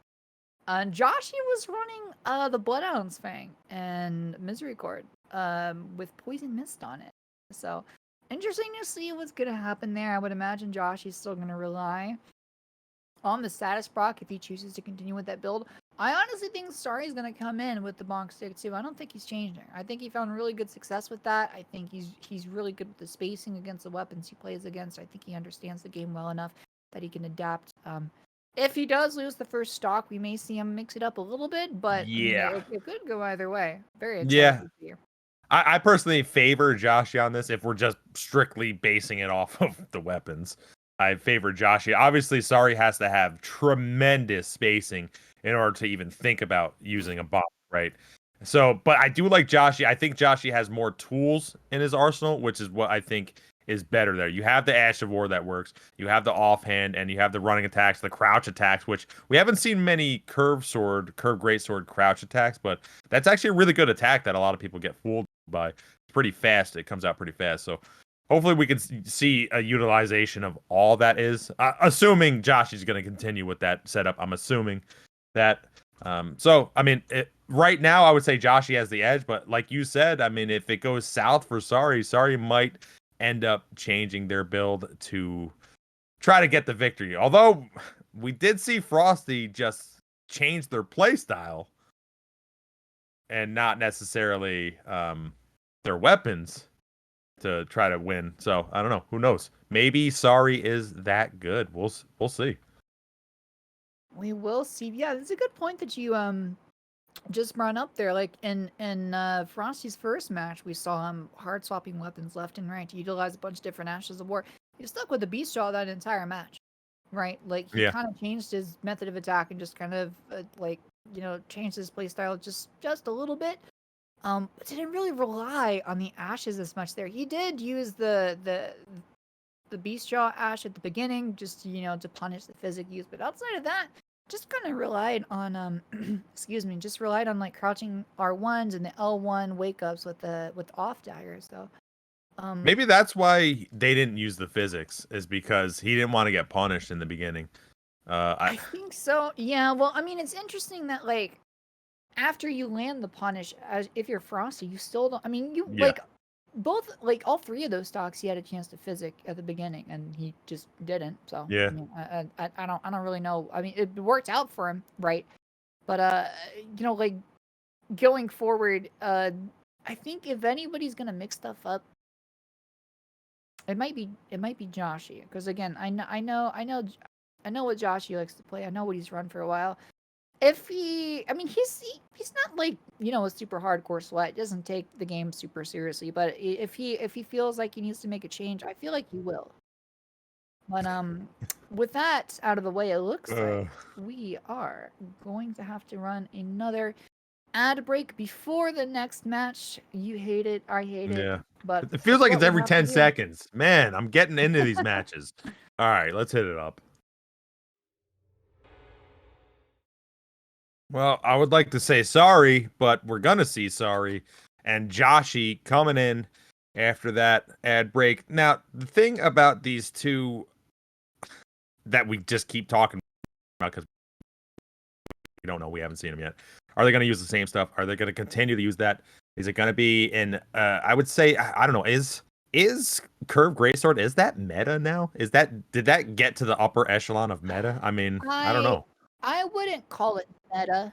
I would say it's definitely stronger than it was before. But I mean, if you want to talk about meta, the problem with the curved greatswords is the type of damage it deals being slashed, right? And a lot of the heavy poise armors like Lionels and Veterans and Tree Sentinel, all of those are a pretty good slash resistance. So unless you're running like some sort of status proc with them, there are plenty better options, like PSGS, even heavy thrusting sword. I think even though it has the poise damage nerf, I think because of the stamina cost of attacks, you're going to be better off. Great spear with off dagger, or actually, I think what would it be? Off great spear actually gives you hyper armor. So I'm surprised I haven't Yeah. seen that in a while. Now that I think about it, I remember when people discovered that. We saw it at like the last Reddit core tourney. I haven't seen anyone use it since. Yeah, I mean, I'm gonna put out a poll now that we're sort of trying to get people into the arena. I'm gonna put a poll out: is curved greatsword meta? Now we get some stuff in our ear, and Notchell says that it is meta. But what do you guys think? I'm gonna put the poll up. Tell us, is curved greatsword meta? And I'm talking about curved greatsword, not just solo, also with an off something. As well. I mean, one thing we saw in Dark Souls 3 a lot was off stock sort of was reigning supreme. You could basically almost make anything work with off stock. You could just use that, and then you could have just garbage in your right hand, and it could work because off stock was so powerful. Now, is curved greatsword is that the same thing? Like, is it not the greatsword? It's the off part, or is curved greatsword actually meta? Is that something that is powerful enough to be in the upper echelon of weapons in this game? I'm curious. It looks like I might be the odd one out. A lot of people are saying yes, it is. Some people are saying it's even better than the halberd because you can strafe the halberd more easily, which is true. You can just kind of strafe a little bit to the left on the halberds and they completely miss. So, I mean, Yeah, maybe that's I guess there's something I don't know, which is ironic because like the Omen Cleaver is like my favorite weapon in the game. that's You funny. would think I Yeah. would be in the camp of its meta, but I mean, I guess I haven't been playing enough. Looks like people think it's meta. So Frosty thinks that curved greatsword alone is extraordinary strong, just alone. With the way Frosty plays, because Frosty actually does backsteps, into running attacks, which actually work, and especially very strong with curved greatswords. Curved greatsword does have a better moveset now, obviously post patch. The crouch attack is something that we haven't seen that much this tournament. That's very good attack. I mean, just mixing up the attacks, the ability to have the slight bit of hyper armor, the ability to always stun someone when attacking, which is to me is one of the biggest things you can have in this game because you get brutalized if you're not able to stun somebody and at least reset the action. It's such a huge deal in this game with how passive poise works. We are ready though. Sorry, blue. Joshy red. Ooh. Count us down. All right, combatants, prepare to fight in 3, 2, 1. So it looks like they have swapped their. Oh, they had. I thought he was running off. He kind of confused me. Wait. What? Something's wrong here. What? Did we miss it? Or was that a misstep? I don't know. Or did What we have happened, a Joshy? Speak false to us. start? Oh. Waiting on some clarification. I'm not sure if that. Yeah, I'm not sure what happened there. Is dude okay? I'm not sure. Maybe there was an error with his build or something. I don't know. Gonna wait on some clarification to see if that's a round loss or if we had like something akin to a false start at the beginning. Oh, they're saying Sorry's intimidation factor was too strong. Oh boy. Well, I mean, we could at least talk about what Sorry had. Sorry had some spears completely different than Bonk, so that's interesting. I don't remember what the name of those spears are. But and it also looked like a difference in weapons with Joshy, but I don't know. I'm not sure what happened. I see him in chat, but he just gives a smiley face. I don't understand. Yeah.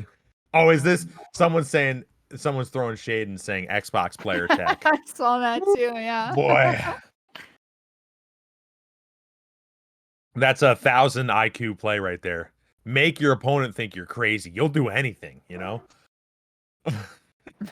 Yeah, that's well, we were talking about how like we haven't seen like anyone fall off the maps. We expected to see it on the circular one, but that's our first one of today. Yeah. Again, waiting to see if that's like an actual round loss or if we were waiting on a reset or To my knowledge, I think we're gonna restart. It seems like. Yeah, let's do Okay. that. Well, that's kind of Yeah. refreshing because me personally, this is one of the matches I was really looking forward to. Excuse me, for the background audio that you hear right now. But yeah, I think this has a chance to get to the third round. I mean, yeah, who knows? Especially with the using. Again, I don't know if they are going to stick with that. Joshy looked like he almost had like just a two-handed dagger. I wasn't really sure what he was doing, but yeah, hopefully we get them back in sooner rather than later. A little confusion happening right now. I'm already confused enough in my day-to-day life. I don't need this. So yeah, but can we go back to the brackets real quick? I would like to just look at the brackets and maybe we can talk about some stuff. Yeah. All right. So we get through a lot of 2-0s, but we get the first round all 2-0s except for floozutter and Rascals. That was an interesting situation with Rascals almost blowing it. Yeah. Almost blowing it with that whole whatever cheat engine thing that you sort of have to have in order to do a lot of these interesting PC things. But now in round 2, they've been going to the third match each time so far. Will that trend continue is the question. Yeah, I don't know. We haven't seen a 2-0 yet. I know Sari's really, really good at the game, but Joshy is too. I haven't gotten a chance to see Joshy make it. I don't know if I've ever seen him make it to a semifinal yet. At least in the tournaments I've been a part of, it's entirely possible he has. But um, I wouldn't count him out, right? I know Sari again, number 2 seed right here, really good on ladder.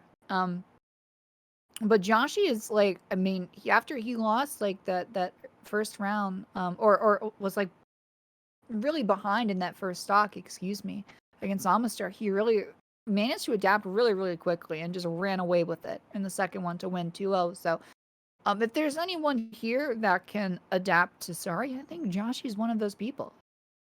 Yeah, I mean that's one of those understated skill sets that people have that and I always say it in the first 2 rounds, but it's having the adaptability and not the Dark Souls 2 version, but having the adaptability in this game to see what your opponent's using, see how they're playing, come back if you're at a deficit, so on and so forth. That's a huge skill. Some people don't possess that. I mean, we see it sometimes where round 1 or round 2, people just drop a match and you're like, wow, that's uncharacteristic. Those players are really good, but they need a little bit of time to adapt. But here we go. Hopefully, we don't see a strange ring out before the match even starts. Let's try it out. All right, combatants, prepare to fight in 3, 2, 1. Looks like Joshy is using the same build. Yeah, the poison off dagger with curved greatsword. Now comes the poison grease there on there as well. Looks like Saria is running a poison build as well. Oh wait, no, he might not be running a poison build, but if anyone gets poison procced around you, the ability for the mushroom hat does go off. So yeah, that's a pretty smart choice here, just in case he does get the poison proc. Oh, as he takes, these are massive trades back and forth, and somehow both players are still dead even after all of that. yeah, mistake by Joshy there to not get to him. Joshy has the bleed buildup that happens. I actually think it's kind of a little bit of a mistake by Sari because I don't think poison is that big of a factor here. Bleed is more of the factor. So it's kind of interesting. I don't know. Do you get the proc even after you bolus? Do you get the proc after you? Oh, with from the helmet? No, I think. Well, actually, now that I think about it, I can't quite remember. To my knowledge, if the proc goes away, I think the buff goes Look away. at this! Oh, the bleed! Ooh, this is very close. Still has his tier active though somehow, and that swaddling cloth is building some HP back for him, so he can't get skipped. Oh, but there's the proc. Finally gets in. Joshy is still frost proc himself. That's a really beautiful poke. He might get roll cut here. Man, gets a chance to back off. Is he gonna pop a bolus? I don't think so. I think Sari was expecting. Oh, this is rough for Joshy. For Joshy right now, there's a panic rolls right now. Is he gonna get caught with the roll cut? Yeah. Oh, there it is. That's tough. It's so scary because the off stock is so fast, and you can, from what I understand, you can reaction roll catch someone if you're that close. It's very tough to get out of that. But wow, what a match! That actually was interesting. I like the aggression Joshy had, especially with the dagger against the wall. I think, do we see it here? We might see it here, a little bit of aggression, but I like him just, yeah, right there, here. yeah. Oh, love it. I love the aggression there. Also understanding that you can attack once and roll with a dagger because it is that fast, so that the halberd is a little bit too slow. And because he has bleed, he actually can, I think, favorably trade eventually with the S-Stock here. So it's like, it's pretty good to spam that at times. But he's just too far at a deficit here. I think he gets knived once. Boom. Right in the chest. And then, yeah, right here. I don't know what you do. This is one of the hardest things to get out of a complete hit. Yeah. You have all these phalanx and then just roll catch. Well, he didn't roll catch him, but he just attacked. And it's so difficult. That's one of the hardest things to get out of. Right. Yeah. I mean, there's not much you could do there. The jumping attack, I think he wanted to get it for he got the phalanx off, but he hesitated just a little bit, so it was too late with that. And once he got the phalanx off, there was not much he could do, right? Because now you're just trying to make space, and a little bit of panic rolls came out, and now you're down stamina, and you get back into a corner. So all in all, it's still a pretty good round. You did get the tier procs, and you got it's a below. I think got him down to about a quarter HP at one point. So after tiers, still very much in it. It wasn't by any means a blowout. So no, it was pretty close. What happens in stock 2. Yeah, I mean, I like the way, I actually like the way Joshy was playing. Even though he lost, I thought he was playing the matchup slightly better, but it was just the mistakes were happening in the pocket. So sometimes that'll happen. You maybe you're off by a millisecond doing this attack or that attack. It wasn't necessarily spacing. It was just sort of what to do in the pocket at the time and when to do it. And just slight alterations in that. I think Joshy can actually make this go to a third match. We'll see what that bleed. I don't know how much that poison, that helmet is doing for Sorry there. Again, I wonder if I can get confirmation. I think you can get the buff from getting poisoned and use a bolus. Okay, yeah. So, yeah, once you get the buff procced, then you can use a bolus and you still have the buff. So, I guess in that sense, it's still pretty good. Just kind of I mean I had myself second guessing it after you brought it up, and I saw Papa Bolus, and then we still saw the status effect active. So yeah, that is a pretty smart move by him. You know, he gets like a free damage boost if he does get poison procced on him, right, as he still comes back in with the same helmet. It looks like he has, is he running, Sorry has swapped. He has swapped. Is he running Power Stance Straight Sword? I think so. I mean, I don't, unless it's, no one's doing straight sword off stock, right? Right. Well, it looks like Joshy's sticking with the same loadout as we get a zoom in. Yeah, there you go. On what he is going Probably with. the carrion, I'm guessing. And, yep, with that the looks like phalanx. Carrion to me. So dual carrions going forward. All right. Well, combatants, if you are ready, prepare for combat in 3, 2, 1. All right, I think Joshy's. Okay, don't jump off the side again. What is this? Whoa! Oh, wait a second. Is this a legal movement? Is this allowed? What is this? This is allowed. Excuse This is allowed, me? Absolutely. I think we're getting a reset right now, actually. I like it. Look at that, using the arena. I mean, they're losing, but you know. Amazing. Yeah, we are going to get a reset after. Why? I don't understand. What the hell's, like, what is going on here? I don't get it. Chat is saying Xbox player tech. I thought it was big brain move for a second, but then I was saying, yeah. I don't know. I don't understand what's going on here. Finding cracks in the system. Big brain moves.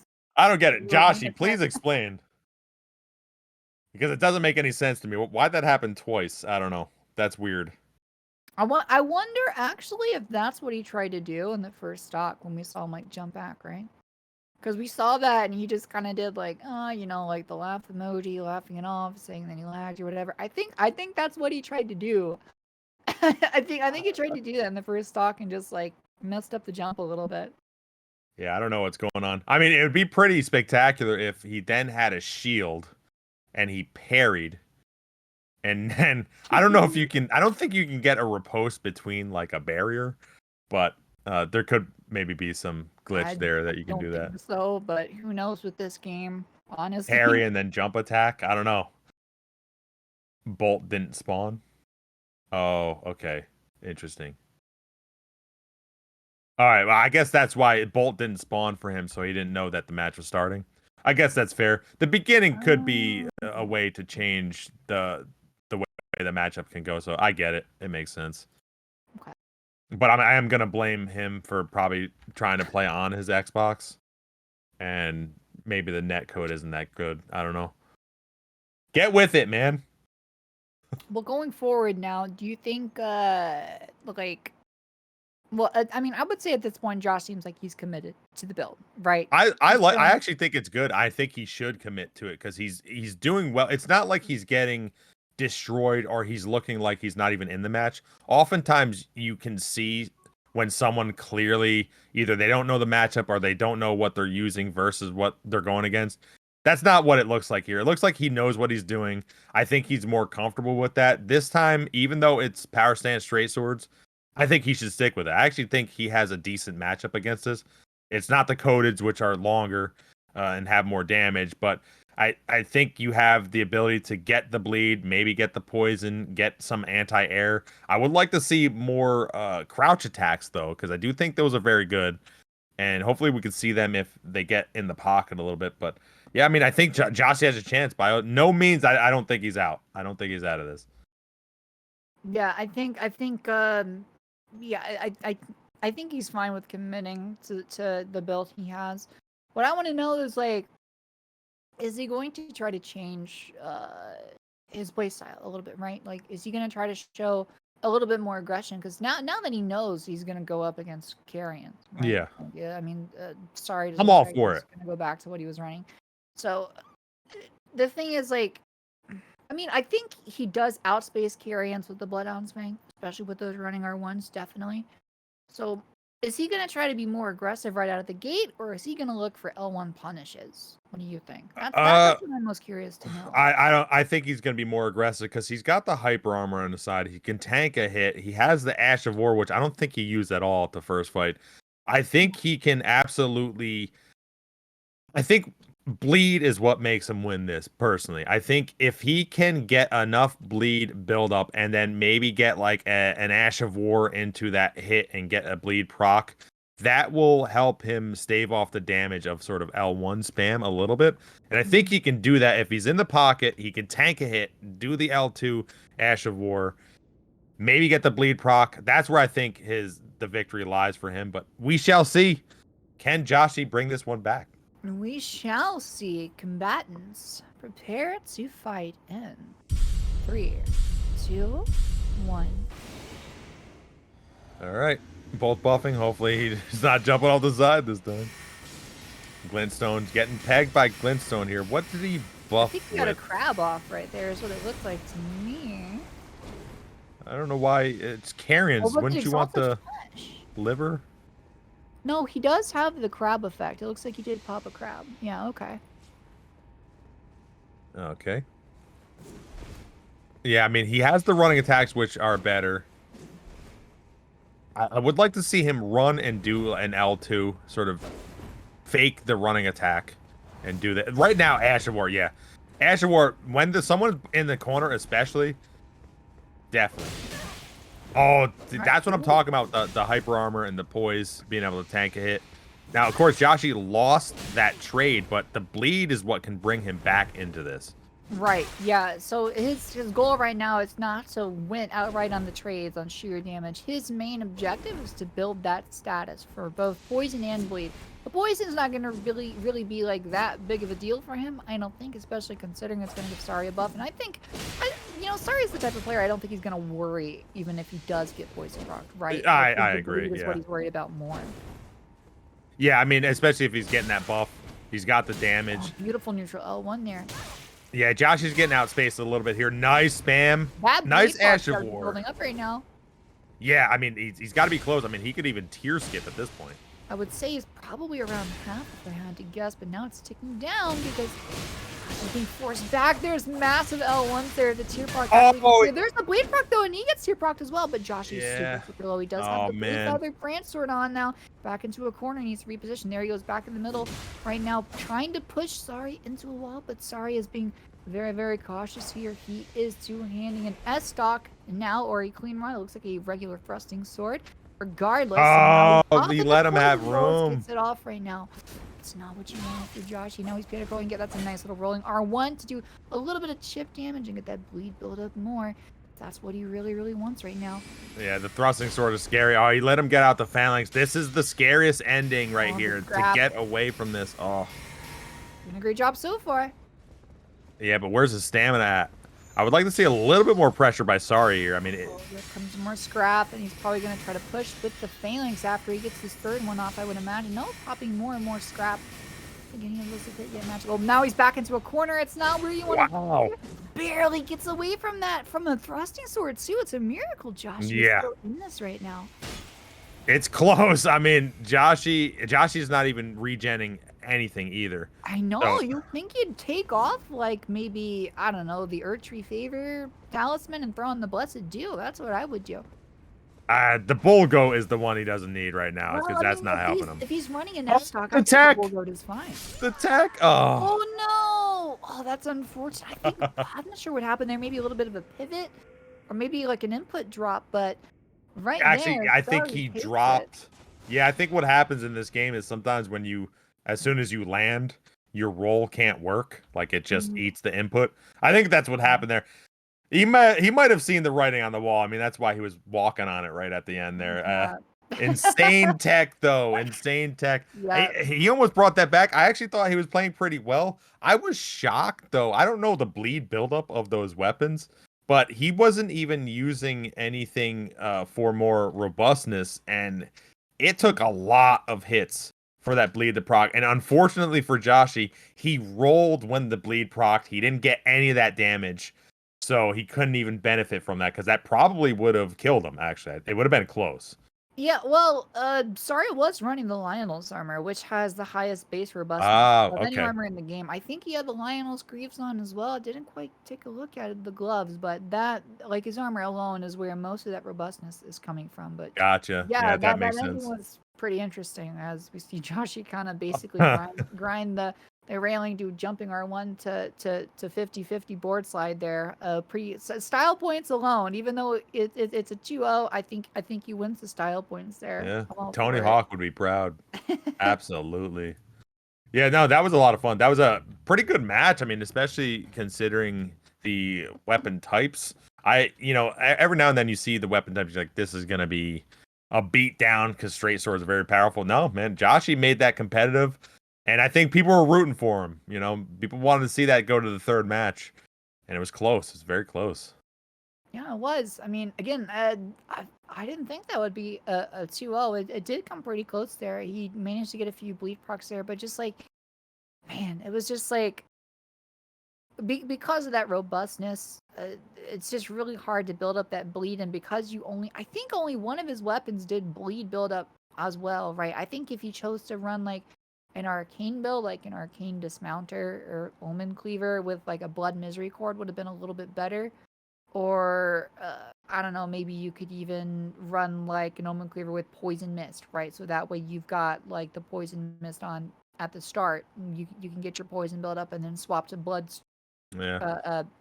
Like some sort of drawstring grease after like blood. Yeah, there's ways. I do think he could have maybe did something better, but maybe that Ash of War is what he really wanted. I don't know. I'm not sure. He didn't really utilize that as well as I would like to have seen. He got Sari caught in the corner a couple times. He tried using the Ash of War, but I guess the hitbox on that is pretty weird. So I don't know. He knows that weapon better than I do, absolutely. So I don't know. I would definitely just ask him if he's in chat, why or why not, Either way, Sari moves on to the finals against either Inservin or Daniel. We'll see how that works. And it looks like we are ready. We are ready for it's a mirror final match of round 2 with mirror code swords. Combatants prepare to fight in 3, 2, 1. All right, both buffing. Both have basically the same everything. We'll see. Just They about both the have. same talismans Yeah. too outside of one. Yeah. Daniel's using the was it the arsenal? Oh man, nice spacing. Daniel's getting just the spacing game here. That's what this is where Inservins really does well, is pure spacing. It looks like Daniel might be a little bit outclassed right now, but again, I don't want to count him out. Anything can happen with the damage of these things. Yeah, I mean, I think if there's a matchup to test how well you can do micro spacing and like the active frames of attacks, it's the paired straight sword matchup. It's a paired Cody's Ooh. mirror. This Nice is really gonna jump! test how well you know your spacing and your roll discipline, as well as we see. Oh, a nice trade there in the air, but Yeah, no, now it's looks just a little too trade. late. Yeah, I mean, like, as he gets roll caught there at the end. this matchup may be more than most matchups.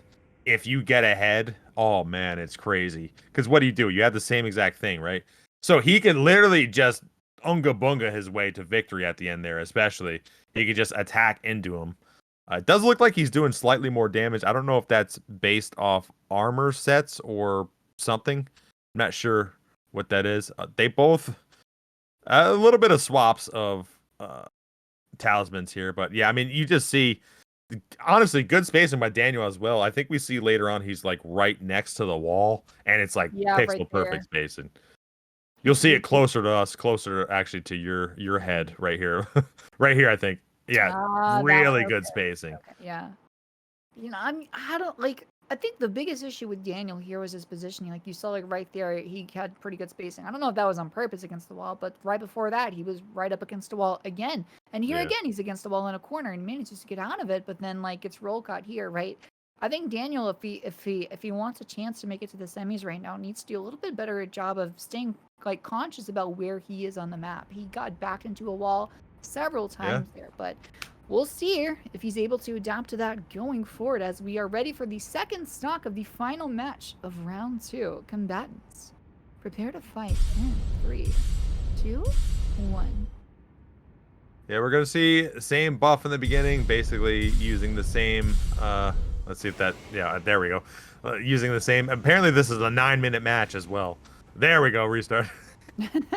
But yeah, we see the aggression on the side of Inservin. Backed into a corner just like that, right at the start of the match. That's what I like to see. Daniel press the action, not be afraid to go head on. You have the same weapons here.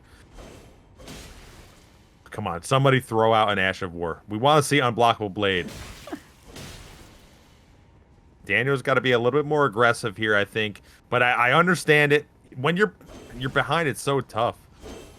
I'm not sure if like I know where his camera is. I don't think he knows what's behind him because he just keeps getting pushed against the wall. Like he's still in a corner right now. If you want to win, you have to be a little bit more aggressive. Nice spacing. Right? You have to get off the back foot and go on the attack. Yeah, I mean it's who's gonna strike L1 whiff and who's gonna punish. It's almost like predicting sometimes, especially if you don't use a lot of jumps. But Inservins is using a lot of jumps, pressuring more, pushing Daniel back. Again, if you're getting pushed back, you are free to spam. Oh, that's massive damage there to close it out. That was the codes are just so disgusting. Yeah. Damage. You see it, and you see it happen there at the end. Inservins was ahead, so he is allowed to spam, right? He's just allowed to spam freely without repercussion because either he wins or he doesn't get hit. Like it's one or the other because the other person's gonna roll away. So that's what we'll see at the end here, where Inservins just spams. Daniel tries to spam back, but when you have the same stuff, you're gonna trade. Someone's gonna tank a hit with the poise, and whoever has lower health loses. That's just how that works. So, I mean, smart gameplay by Inservins, but I liked what Inservins did as far as the aggression. Continue the action, press the action, force Daniel back over and over and over again, and yeah, he just whittled him down just to get the victory, as we'll see at the end here. I think they start spamming right here? Yeah. And they Yep, right you there. just spam right into it, and then you win because you have more health. I mean, that's the dual straight sword world right there. Well, with that out of the way, that is the final match Yep. of round 2. We are going to get ready for the semifinals coming up, but not before, unfortunately, another 90-second ad break. So it's a good chance to go get water, go eat, go to the bathroom, go do all that stuff if you need to. And after 90 seconds, we will be right back. We are back finally in the semifinals. I'm excited about this because I got word in the old ear socket that somebody might be continuing a certain build against the #1 seeded Beven. I don't know. And we're about to see some interesting things. So I'm excited about that. So get your votes on in. All right. Because we're going to see some beast jaw action, I believe. We'll see how this best 3 out of 5 works with Frosty versus Beven. And hopefully we get to reveal the insanity soon. I'm excited about that, but I don't know. Frosty's good, but I don't know, man. I don't know. Well, what I do know is that when we look at the bracket right now, Beven against Frosty and then Starry against Inservin, the top 4 seeded players have made it Yeah. to the semifinals. That's crazy. So I guess whoever seeded these players read it perfectly. Yeah, it's number 1's going against number 4 and number 2's going against 3. Like it's like it just magically worked out. But I mean, going forward, do you have any favorites here, or any matches or any like matchups you're looking forward to? Oh, and it's Hold that here in thought. So the great. I mean, I'm looking forward to all of them. I mean, it's the top 4. Unfortunate that we couldn't see at least a slight upset somewhere, but it's right now this is just crazy. Let's just get into it. Beven versus Frosty. Let's do it. All right. Well, welcome to the first match of the semifinals. Best of 5 players. Get ready for combat in 3, 2, 1. I mean, I do think people are. Oh, he gets the hit. It's a weird visual glitch there, I think. Oh, okay. Well, see, that's interesting. So I don't know if anybody's aware, but if you go to Volcano Manor, the drawbridge there, attacks that interact with the ground, like Lightning Strike and the Falling Star Beast Jaw, don't register on the bridge. Oh man, at all. Frosty. So that may have something to do with this. It's very interesting. Frosty's getting destroyed right now, though. Holy! Oh God. Yeah. The frenzy on Frosty, that was not even a match. That was just that was brutalization. Beven was like, I'm not taking your crap. I'm gonna go in here. You're gonna be crazy by the end of this. We get to see the whole match because of how it works. Yeah, But yeah, basically. you can't see the Ash of War hit him, but yeah, the Ash of War goes pretty far. And then Beven was like, I don't care what you have. I'm going to attack you into a frenzy. And this is actually probably in the whole entire tournament so far, this was probably the most lopsided match we've seen. This might be the fastest stock I've ever seen. I mean, the clock shows 7:50 right now, but I remember it started at 7:35. So this was honestly about a 30-second match. Like before I could even finish like my thought about the arena, he gets the madness proc. Like that was I don't know if I've seen a madness proc more than once in a den tournament. Like that was lightning quick, and he gave Frosty no breathing room whatsoever. People in chat are saying no fun allowed in the semis. Hey, man, if you're gonna go in a tournament like this, especially with prize money, you better play better than that. I know Frosty's better than that, but ooh, here we go. Let's see if Frosty can turn things around a little bit now in the second match. Combatants, prepare to fight in 3, 2, 1. All right. Doesn't get caught on the Ash of War now. Frosty's got to play a little bit differently. I like him using that. Oh, he's still... Beven smartly doesn't even care because he knows he out-damages it. If he can get the hit even with those... I don't know what they're called, that Ash of War. Frosty's trying to play a little bit out there, but again, Frosty... Nice backstep combo! Ooh, getting a little fancy see what though. He does take one. The frenzy's building up one. hard, Yeah, though. Madness is definitely building up. I'd say he's about maybe 2 hits away from a proc. He needs to be careful. And he is. He's actually not getting hit. Not even it's blowing my mind. Advancements here. So he's doing a really good job in letting that Madness build up kind of build back down, actually. Oh, that's not good, though. He's gotten hit twice in the past 12 seconds. I think he's jumping a lot because if Frenzy procs, you drop out of it. Is that the same or no? I know that was a thing at one point. I can't say for certain if it still is, but what I can say is he did get a chance to pop that Madness bolus to remove that buildup, so that's really good. It's still about even right now. Both players do still have their tiers active, and Frosty is doing a pretty good job of adapting right now. Oh, there's a nice little poke there to get a little bit of chip damage in, and to get Beven off of his heels right now. Frosty does have a little bit of a lead. Ooh, did you see that 180 turn by Beven? The control was so good there. But the combos by Frosty. Well, yeah, actually. Wait, does he? No, I think that, yeah, Frosty had his tier proc as well. So this is the most dead even stock I think we've seen so far, Dante. Yeah, it's pretty even. I don't know. I mean, if Frosty can get a combo, it's going to be tough because he's one hit now. So it's going to be very tough for Frosty to get out of this, especially one hit. And the trade can happen. Oh, wait a sec. Oh my God. Nice. He brought it back. Beautiful follow-up with that L1 off the running R1 attack. What a interesting finish to maybe the most back and forth. Well, actually, no, I should say even stock that we've seen so far in the 2023 NA minor. People are calling Frosty a ledge right now for even being competitive in this. I mean, I got to see the ending because I looked to the left real quick at the health and I missed what happened. But man, yeah, I mean, the combo right there, the 3-hit combo, that's like almost like classic Dark Souls 3 combo, actually. In this game, it's weirder because you just poise through it and people sort of panic because they don't want to get swiped over and over with the dagger. But it's, man, I can't believe it worked. And then, yeah, I mean, things are super close here. I thought Frosty was done with because one trade, I would have just been hyper aggressive with Beven because a trade, you win.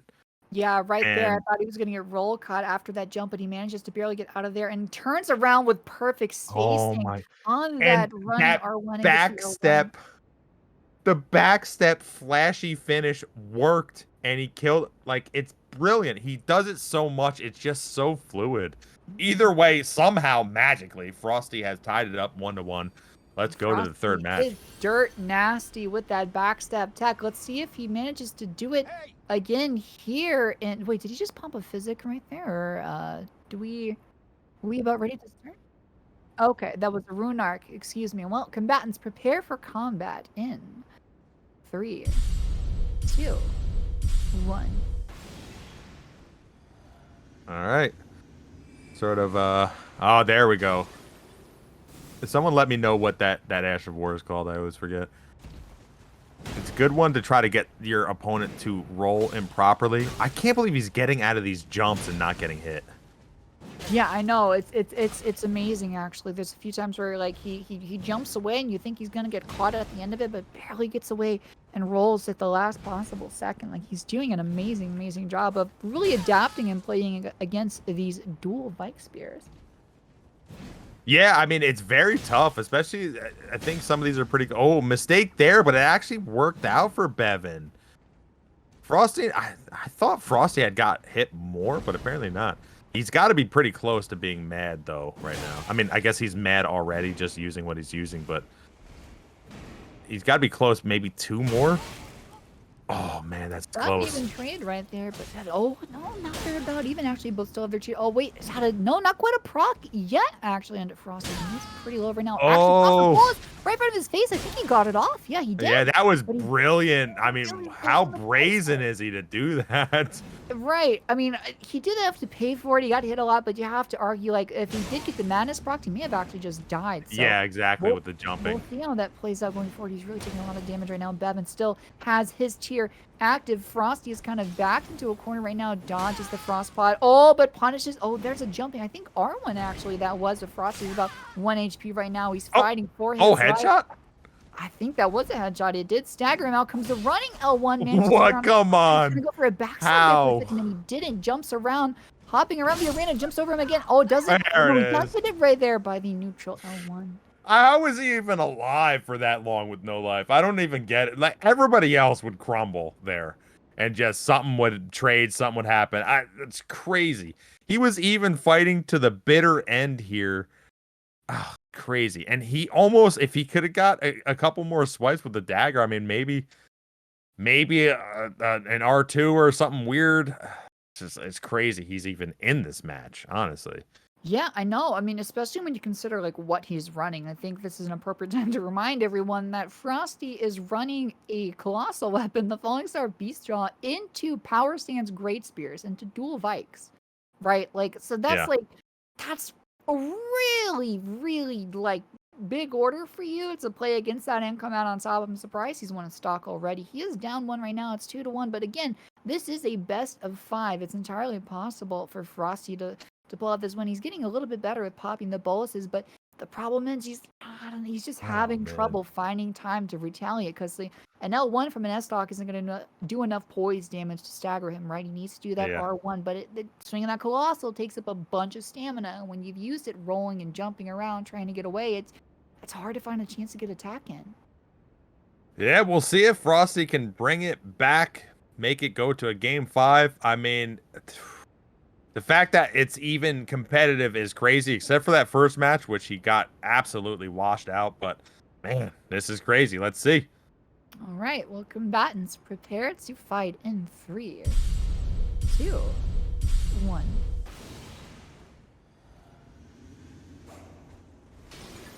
Both buffing. Frostpot gets out there. Oh, he's got a frost. Is that the dagger? The Ash of War on the dagger? Okay. I think so. Yeah. Oh, he's already frosted. That was really quick. He's got a massive lead already. Beven's at half HP, but he did do some talisman swaps. He's a little bit over that.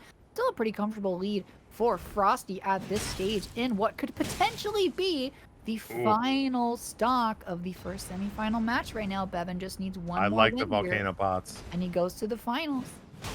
Oh, nice jumping attack. That was brilliant. Ooh.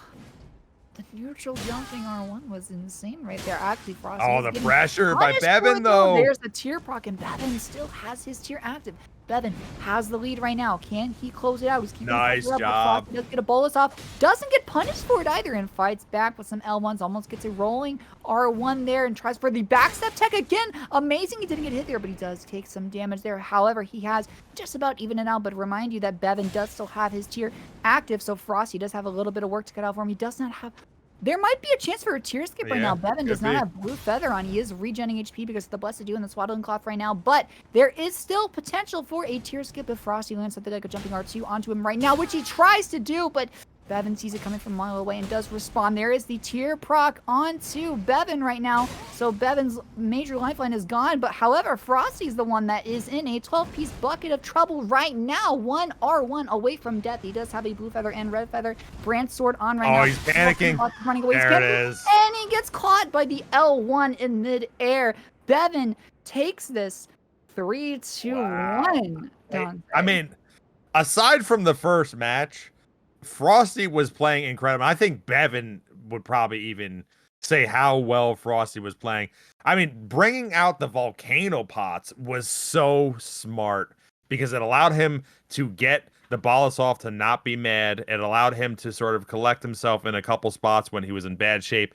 Brilliant move by Frosty to bring that out. And it actually worked against Beven. Now, if I was Beven, I would have just taken that damage and attacked right into him because that's how I play. But it does scare a lot of people off, especially if you have the stats for it to do more damage. And, man, the way Frosty plays, I mean, even with the backstab, he, aside from the ending where he was panic rolling hard, he was still playing fairly aggressive considering the health deficit. And it just... all power to Frosty even making this slightly competitive. Right here, you see the panic rolling. Gets hit out of the air. Oh, man. Good job on Beven for not crumbling over that odd pressure of having a strange build coming at you. But, yeah. We will see Frosty again, by the way, in the bronze match. But Beven will be in the finals, guaranteeing them a prize of at least first or second place. And next up, we will have Sorry versus Inservin. And one of them will go to the finals, and then the loser will go to Frosty. I don't know which one's better. I don't know. Well, again, this is the number 2 and number 3 seed right now. Sorry and Inservin respectively. I could go either way. I mean, Inservin is somebody that, again, it's been something I've heard about through the grapevine more than I've gotten to watch. So this has been a real treat for me to see, like a lot of their gameplay right now. They're playing like incredibly well. It seems like the legends are true, and Servin is one of the best Elden Ring players in NA right now. And that's why he has that number 3 seed, right? So, I don't know what Frosty is gonna run, because now you're like, I mean, you play against like FoolishMeta, right? You win 2-0. You play against Joshy, tougher matchup for you, but you still win 2-0. Now you're playing up against one of the top 4 players right now. Do you still stick with like the club, or do you change something? Like you change it. You although I've been wrong because Frosty proved me wrong, but exactly. you change it, right? Because he did change it with Joshy. He changed it to, I forgot what he had against Joshy, but he did change. Oh wait, he yeah, didn't have the club, right? Yeah. Yeah, okay. So he did change it. I'm assuming that's probably going to be the same. Probably going to go back to the carrion dual straight swords. Yeah, right now. So we do have Sorry versus Inservin. And as you see, Frosty in the bronze match, best 4 out of 7. So you're probably going to see a lot of Frosty left in this bad boy. Definitely. Really excited to see. I mean, whatever happens, these last 3 matches that we're going to get are going to be pretty exciting to watch. I'm still looking forward to seeing Frosty play with the Falling Star Beast Jaw. I mean, give him credit. He stuck with the Colossal Off Dagger the entire tournament, and he made it to the 3rd place match with it. So that's, I mean, an achievement in and of itself, regardless of what happened afterwards, right? So, but Sorry and Inservin is going to be such an interesting match to look forward to here soon. I'm really excited to see what we're going to find out is going to unfold here in our last semifinal match of the so NA Minor. The poll we had earlier that was it was about, is a curved greatsword meta? Overwhelmingly, people said yes. I mean, it was like 16-2 or something. So I mean, I guess it is meta. I didn't think it was meta. Yeah. I thought it was something that was used, but not, overused to meta proportions. Like, let's say something like an S-Dock or something, or straight sword, I guess. But yeah, so I mean, the people have spoken, and I guess it is meta. I thought it was right on the cusp. I wasn't sure where it was, but I thought it was. Yeah, I mean, I knew close. It was good, but I mean, I guess like when you consider things like Morgott's, right? If you throw an arcane build and you're running Morgott's curve greatsword along with the Reduvia, like that is a disgusting build, especially because of the frame traps you can lock people into with that L2 and the nice, like, again, it's like the benefit mapping has is similar to what Flaming Strike has, right? It has such like a wide conical AoE, and in matches like this and arenas like this where you can put people into corners, it can really be such a massive boon for you to use that L2. So, I mean, I think in retrospect, I can understand why curved greatswords are and do belong in the meta tier right now in the current state.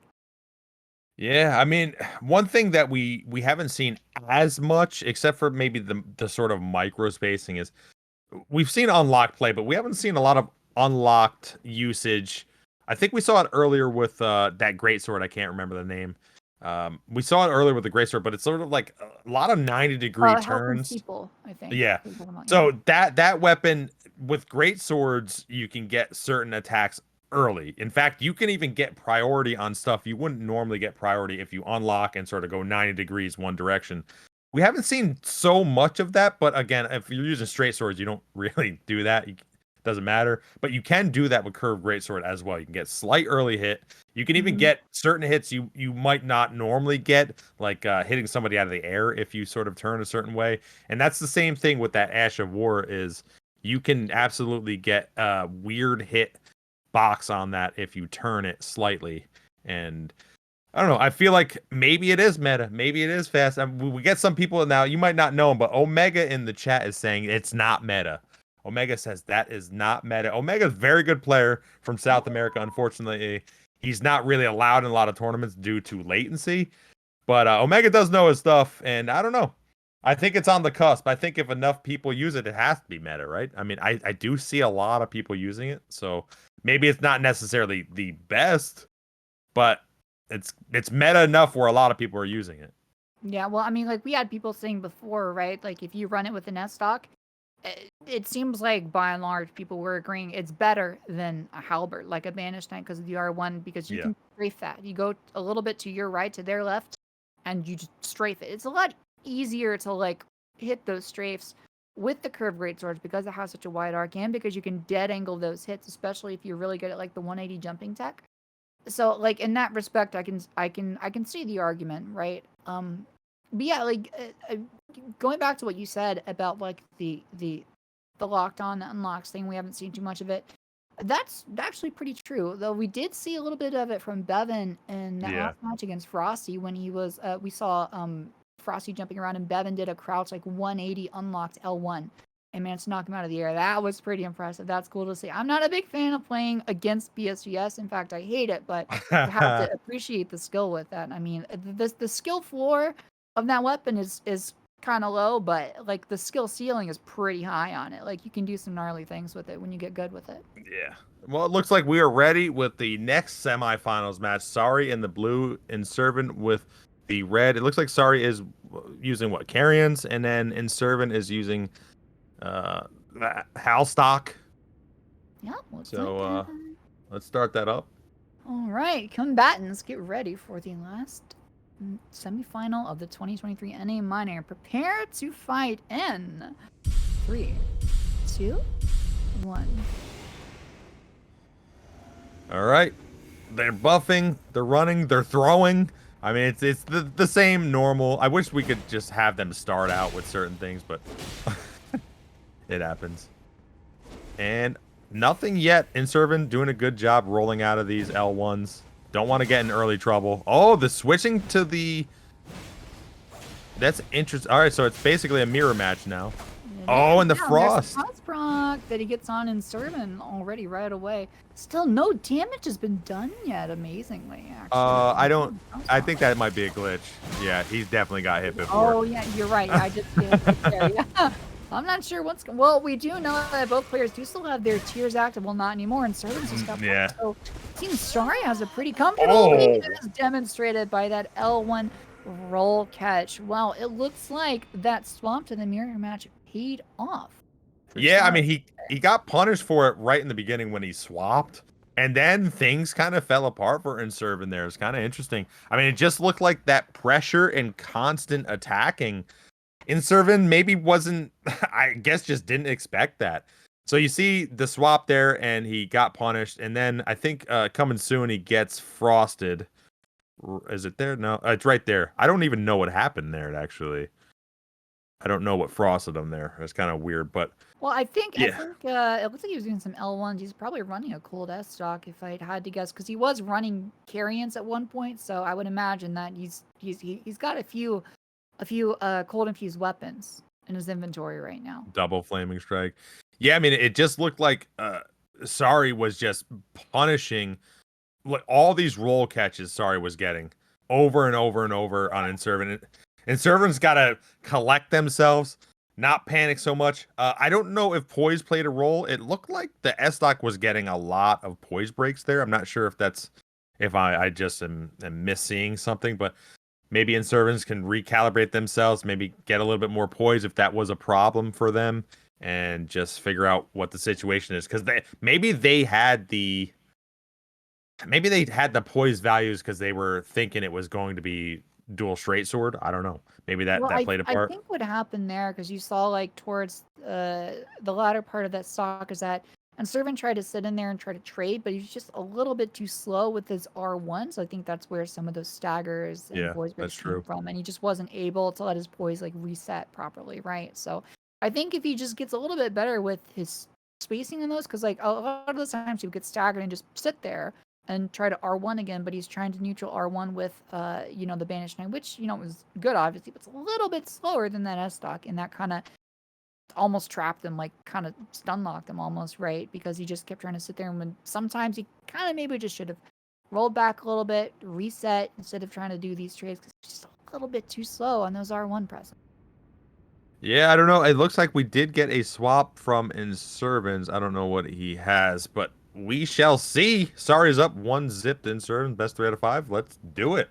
All right, combatants, prepare for combat in 3, 2, 1.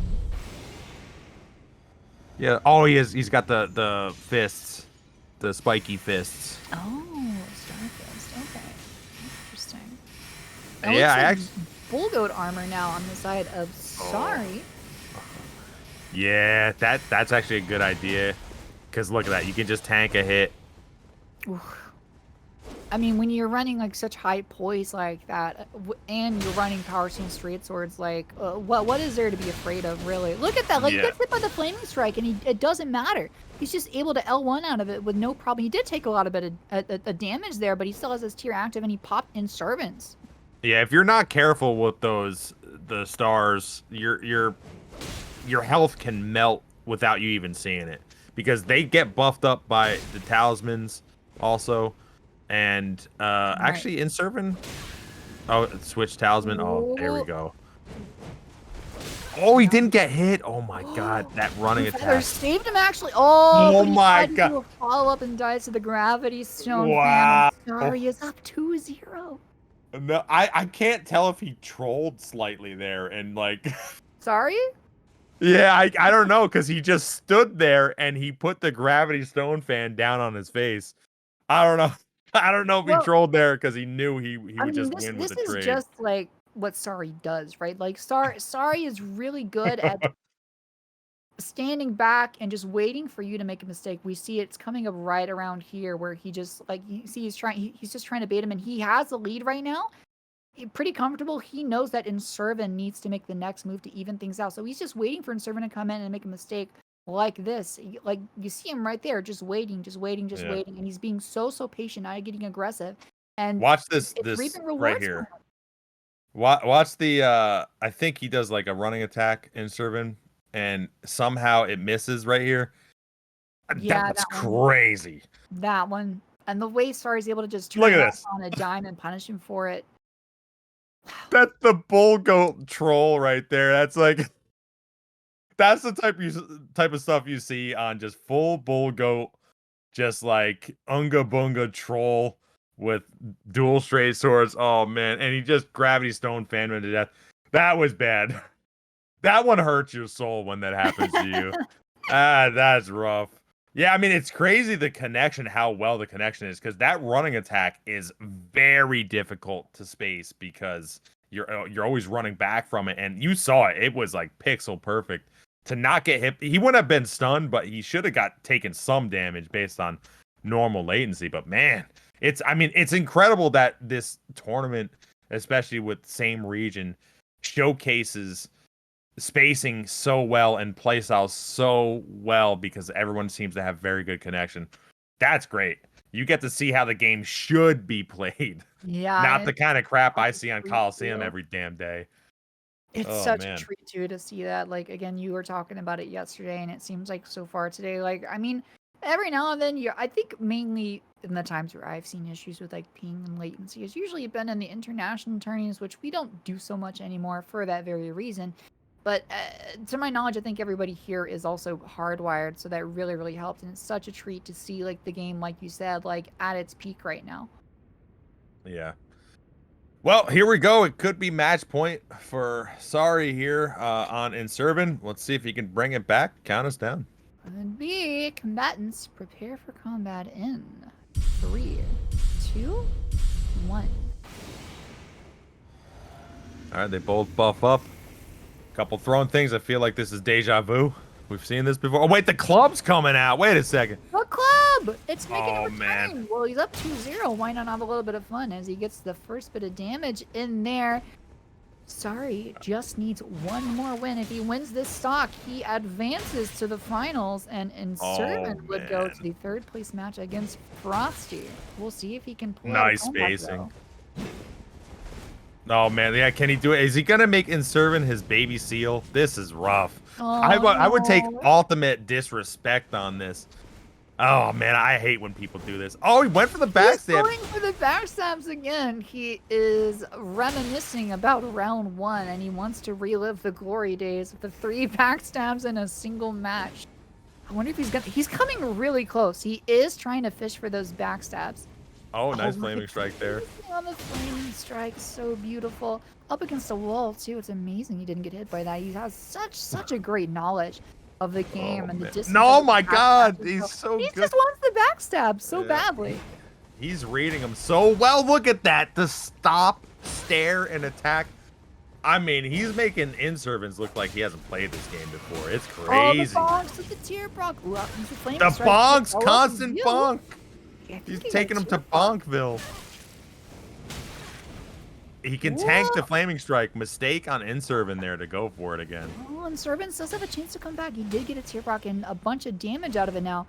Out comes the blue feather branch sword on the side of Sari. He does still want to win with the bonks. He's alive? Oh, Inservin's down at dead. 1. Sari's got to be less than 200 HP. Out Oh come the my crystal God, I darts can't on the believe side it. of Sari. He needs just a whiff, just a pinch of damage onto Gravity Stone Fan? Inservin to win this semifinal. Out comes here when he's going to roll. Oh, There it is. there's Oh, the he pulled out the off stock. I didn't even see it.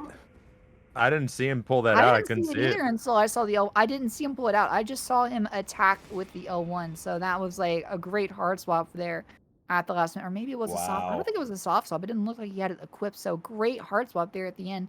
Pull it out with like no HP left. But Dante, what do you have to say about the first half of this stock? Well, real quickly before we go to an ad break, I did want to say I kind of wish we could have seen Sari versus Frosty to see a Bonk versus Beast Jaw situation.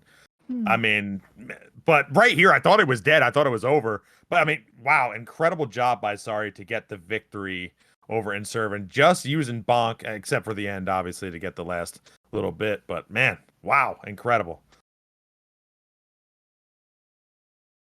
Yeah, so we're just going to go to an ad break and get that over with and get out of here after we see the death of Inservin. Sorry, moving on to the finals.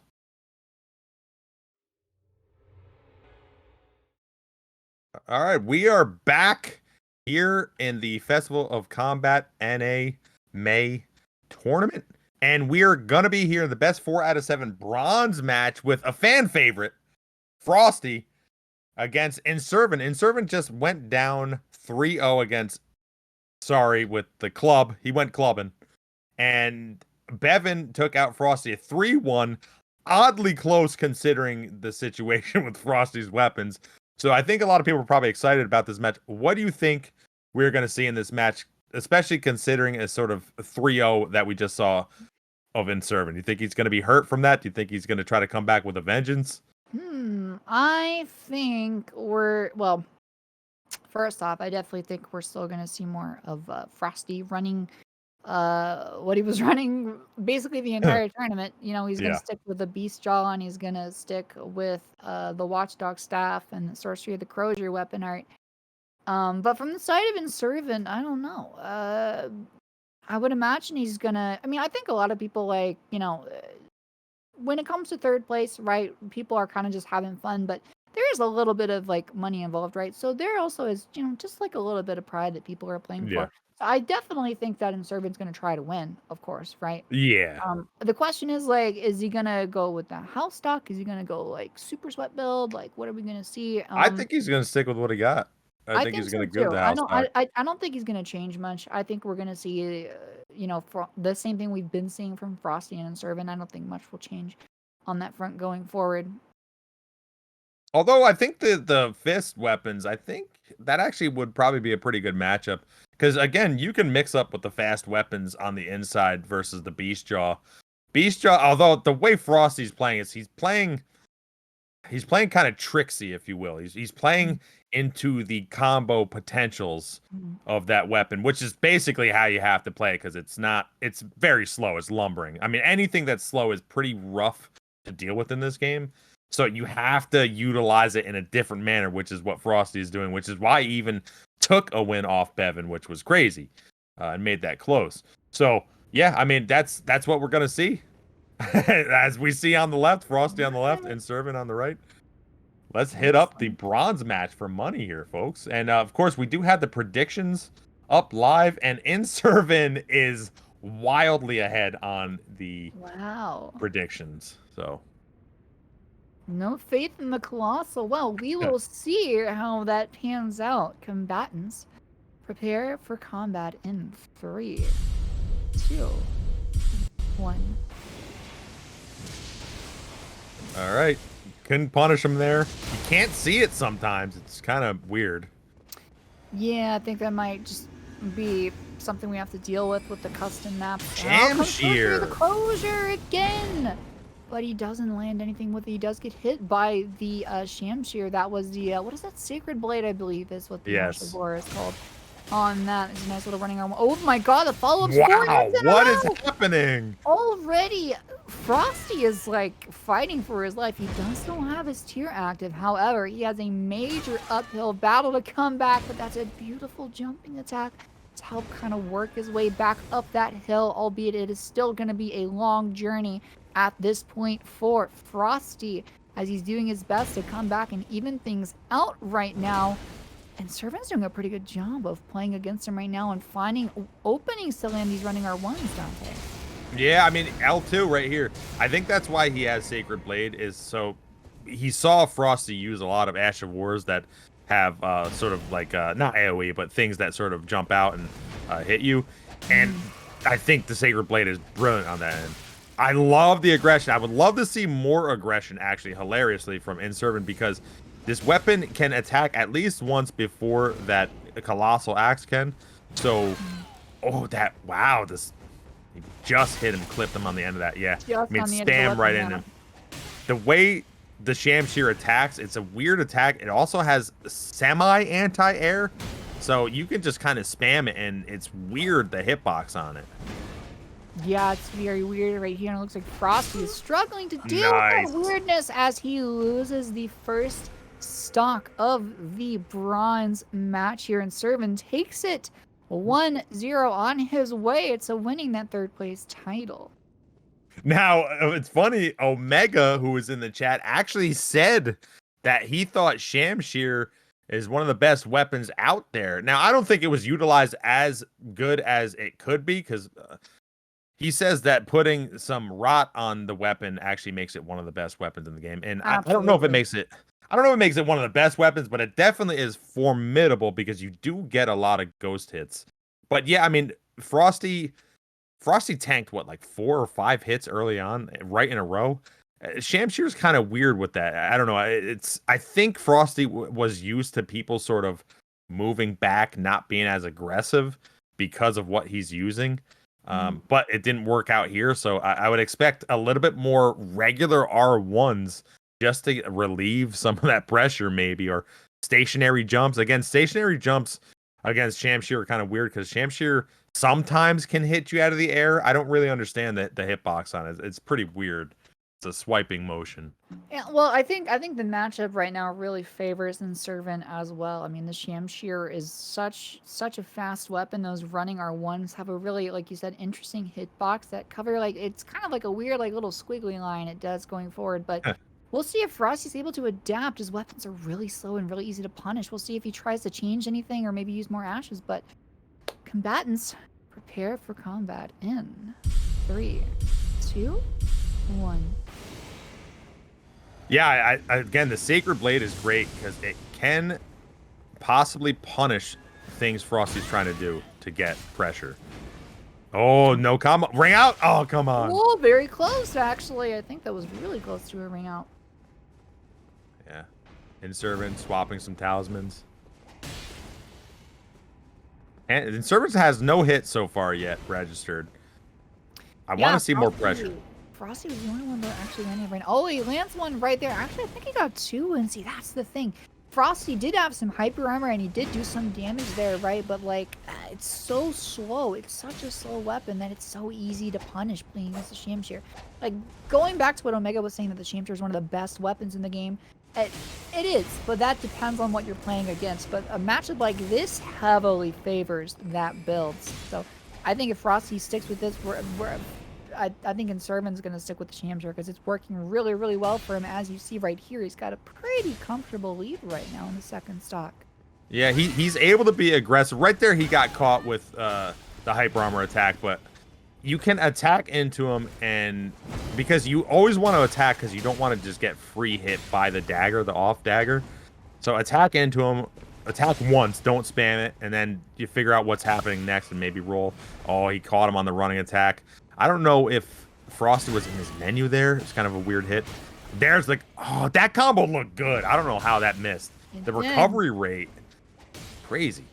I think that's more of like a panic roll catch combo as opposed to true, right? So I wouldn't even call that pseudo true. It's gonna work well in round 2. It's gonna work a little or in round 1. It's gonna work a little bit in round 2. But now you're in the third place match. It's gonna be really, really difficult to punish people with that.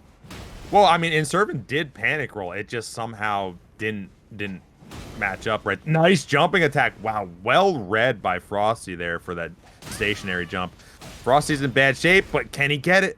It's one hit away. Even right now, Frosty might actually get his first win. The dagger is so scary. Oh, it actually gets a nice roll catch there as Frosty takes the second stock, and just like that, we are tying up 1-1 in the third place match. Incredible, Frosty making this interesting. I thought the first match maybe Inservin had his number, but no, it's not the case. Frosty comes back, plays extremely well. I mean, Frosty's ability to sort of see what's in front of him and, I mean, jump around and get out of these attacks is incredible. He just does it over and over and over again. Like it's not an accident what he's doing. That's the crazy part. It's not like, I don't know how to say it. Like some people get lucky. He's not getting lucky with his movement. He's doing this. A lot of this is calculated. Like that stationary jump there was amazing. Right. Yeah, exactly. And it's really difficult to do that, not like just by itself, but with consistency for such a long period. Because the thing about the Shamshir too is that like it's such a small lightweight like thing to attack with, and it takes up little to no stamina, right? So you can just like stand the attack and be super, super aggressive. So Frosty really has been having to stay on his toes like this entire time. He's been keeping up with it, especially in that second stock there. He definitely earned that win. Yeah. I mean, and again, it's some of the little things that does it, even though I don't think he necessarily needed there at the end, but he did the back step into dagger hit, which got him to 1 hit left in that last match. And it's just those little things, all those little things add up, that little bit of spacing. Because if you do a regular R1 and you try to get the dagger, you might not get the dagger hit because you might be too far away considering you have a longer weapon. So the back step allows to get closer to the enemy, maybe get the roll catch, maybe just get the regular hit. It's just like all this stuff together amounts to much more than people might see singularly. But Inservin is switching up because he's sick of it. So let's see how this works. Inservin on the Codins and Frosty sticking with the Beast Jaw. Combatants prepare to fight in 3, 2, 1. Yeah. So Inservin did get hit. Already swapped his talisman. Another swap. Back on the ritual shield right now, looking to just really kind of open the floodgates here and get the first bit of damage in. I'm surprised he didn't get punished there for that second L1. That was awfully close.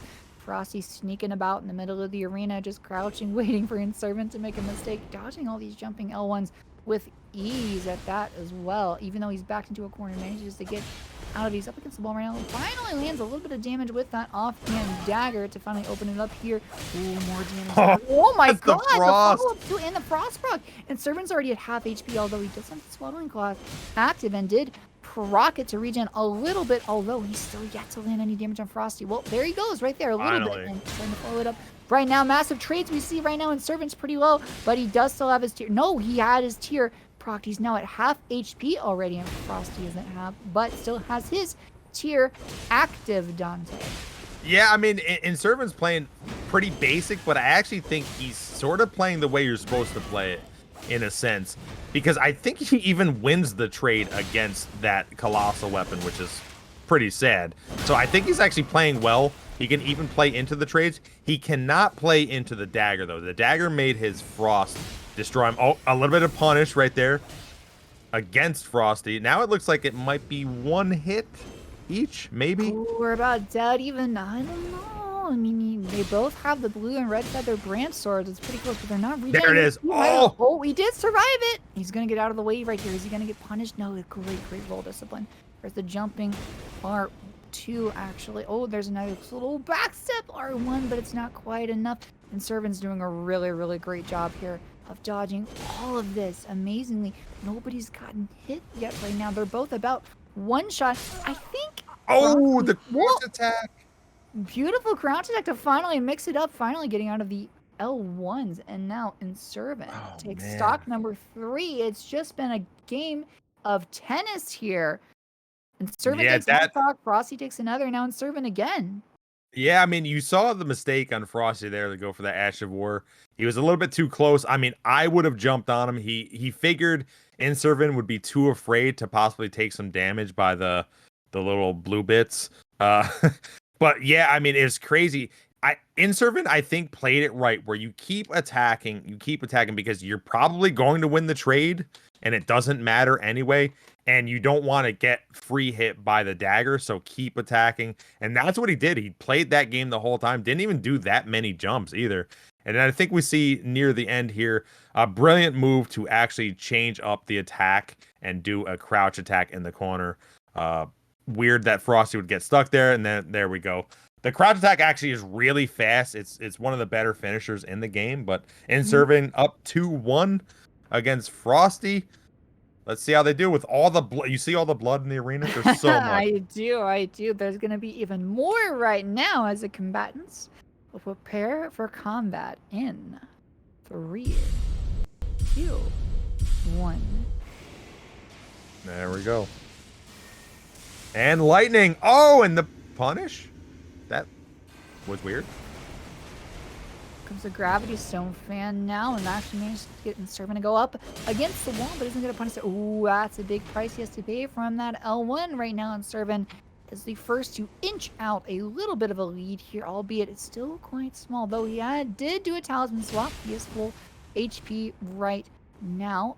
Frosty is just waiting and looking for an opportunity to punish just like that, but that was a trade and it's not quite in his benefit. It's even right now. He needs to win trades right now. He needs to be doing a little bit more damage, and it's really difficult to do against Dakotas as he's pushed up against a corner and gets it 2 times. He still does have his tier active though, albeit he is low. Oh, there is the tier proc right now. Frosty is in some trouble right now. It's a real uphill battle, and Inservin is just doing a little bit of damage bit by bit. Does an L1, but only one of the swords hits right there. Frosty's backed up against the wall. It does get the swaddling cloth as well, and finishes him off with a roll catch. Dante, that was a little uncharacteristic of Frosty there. Looked like he was panic rolling a little at the end. Well, the thing is, Inservins is playing it exactly correctly, like I was saying before. If you saw, he's just walking forward, pressing L1 because he knows he does more damage. He knows the trades will be better for him. And it's just over and over and over again. It's crazy. Like it shows you the power of this. And that's what happened. I mean, this whole thing, he's walking forward, taking like a step or two. He's getting maybe one hit. And then he just keeps doing it over and over. Look, he doesn't care. He doesn't care. He just goes over and over. And it's crazy that it works. It just... I mean, From Software, please. The damage on these things is out of control. It's crazy. I mean, please make Sword and Board great again. People want to see that. All right? People want to be able to have one hand a straight sword these days, not have to have 2. Hey, come on. I don't know if I yearn for the days of Sword and Board, but I do have to agree that it is kind of ridiculous that like 2 straight swords like that are basically just like 2 long like holographic whistles can trade with, you know, like the tooth of what is supposed to be an extraterrestrial god, right? A little bit, you know, strange, but yeah, like Frosty is like he's getting damage and he's doing trades, but that's the problem is that he's trading with dual coded, right? He's not going to win those. So he needs to do a little bit, like I think he just got thrown off his rhythm a little bit there and just kind of like wasn't able to get it back, right? I think he's going to get a chance to kind of reset, and Inservin does just need one more stock right now. He's got 3, one more, and he wins the 3rd place match. But I wouldn't count Frosty out yet, right? I mean, No. these are the kind of times where he performs best under pressure, and he's using a meme weapon basically against all coders, and he's doing pretty well. He's proved he can beat them already, so let's see if he can climb back and beat Inservin again, hoping to win the third place match in what could be the final stock. Combatants, prepare for combat in 3, 2, 1. Yeah, I would like to see it because, again, Inservin is playing a specific way. One thing I used to do, he changed his weapon to the fist, which I think is actually a harder matchup personally for me. This is kind of a harder matchup with slower weapons, but yeah, I mean, one thing I would like to see is he could even throw out some parries. Sometimes not even utilizing a parry to actually parry, but doing it to scare someone else is actually better. Yeah, I mean, parrying codeds is scary though, right? Like if you miss, you are in big trouble. Although I've seen it before. I literally saw it in one of the Festival of Combat tourneys, so I think we all know who. I won't say any names. It can happen. It's possible. Inservins is doing much worse with this. I generally don't like people, especially if they're winning, changing what they're using. It's a little confusing. But I guess they wanted to try something else. I don't know. Yeah, I agree with you. I'm not really sure why he changed. He was doing just fine before. Now he's, fighting for his life. He has his tier proc. Frosty is in the lead, has more HP and does still have his tier active as well. So it's a bit of an uphill battle right now for Inservin as Frosty is doing some little feints here. Oh, no, that one actually comes out, but Inservin does manage to dodge it. Will he do a third? He does not. Out comes the neutral R2s from Inservin. Doing a really good job with that movement control to do neutral R2s instead of the running ones, because the running one is going to leave him vulnerable. It doesn't really go very far, and he will definitely get punished by Frosty like he does just now, and Frosty does take stock number 5. It is now 3-2 Inservin. What is with Frosty's, like, I don't know, what is it? The gray matter, the white matter in your brain that processes things so fast? Because how did he even know he was going to get that hit to do the back step to get the dagger hit? Like, it's crazy. I don't even understand it myself, but like, he just practices it so much. It's so fluid. But yeah, I mean, it was scary for Frosty here. He almost dropped it. Inservins was doing pretty good with the R2. The R2 does a lot of poise damage. That was sort of the bread and butter for Inservins. And Frosty still, he clawed his way back in, and he got the victory at the end here. Yeah, right there, like with Fist, you don't want to go spamming any type of S-Stock or dagger. Right there, watch the backstep. Boom. I mean, it's just like, it's crazy. It's so good. So gorgeous. You love to see it. God, the tactical skill on the side. Oh, look at the switch. He's back out, and Steven's like, okay, I'm done playing around. I actually want to win. I want the 3rd place title. So we'll see if he gets it. Was that a fluke by Frosty? Was it only because of the fists, or can he climb back and win the next 2? It comes down to this match right now. Combatants, prepare to fight in 3, 2, 1. Yeah. Oh, he gets punished again. And see, it's funny because he gets punished and then he can't punish. So it's kind of interesting. Yeah, it's gonna be the same tactic, guaranteed. Just walk forward, L1, profit, apparently. Yeah, I don't think there's much to change from, like, the first 3 stocks that we're doing here. Again, I don't know why he swapped, but he knows to keep going back to what he was doing before, because he looks like he does want to win right now. Frosty is trying to fight back. Only landed 1 L1 with the S-Stock so far. He's getting punished pretty hard right now, actually. He's really going to have to... I think he's going to have to keep the creativity up right now, especially right now. Absolutely. You can't go to the basics right now. It's too predictable. He's going to have to... I think he might want to go back to, the heart swaps, mixing up the Ashes of War and stuff. Right? Maybe try to mix in the backs. Those backs up, you have to be a little bit careful, because, like now in service. Yeah, the R2 is not going to work out for him. I mean, it's so rough. He could just get outspaced, out-timed, because it's so slow. And if he goes for the Ash of Wars, like you were saying, he's just going to get jumped on, because even the trade is beneficial for the codeds, which is so rough. Yeah, he does get the Frostbrock though with the off dagger, so he is going to be hitting for more damage if he's able to hit with the Beast Jaw at all. Again, both players do still have their tiers active. I would venture to say that one more L1 will proc Frosty as if I had... Ooh, a little bit of anti-air there, actually. I think knocked him out. And now they're about even. Oh, there's a tier proc on both of them. Again, dead even on HP. I think... oh, the Frost is reset too, by the way. Yeah, it did. So he can get frosted again. Frosty is now on the back foot. There's a Swaddling Cloth procs, and now just like that, Inservin has the lead. Can he close it out? Just one more L1, and he will probably win the 3rd place title. He just needs one more L1 to land. Frosty does manage to swap the blue and red feather just in the nick of time, too. That would have killed him otherwise. He did not manage to do it. He's really fighting for his life. Now tries to get a little bit of a crouching R1. There's another one coming out. Again, the fist coming out. What? Inservin, what? He's got no life. Why would you change it? I guess he just really wants to run with this, and he does with the running R1. One of the best running attacks in there. Inservin takes the 3rd place match 4-2.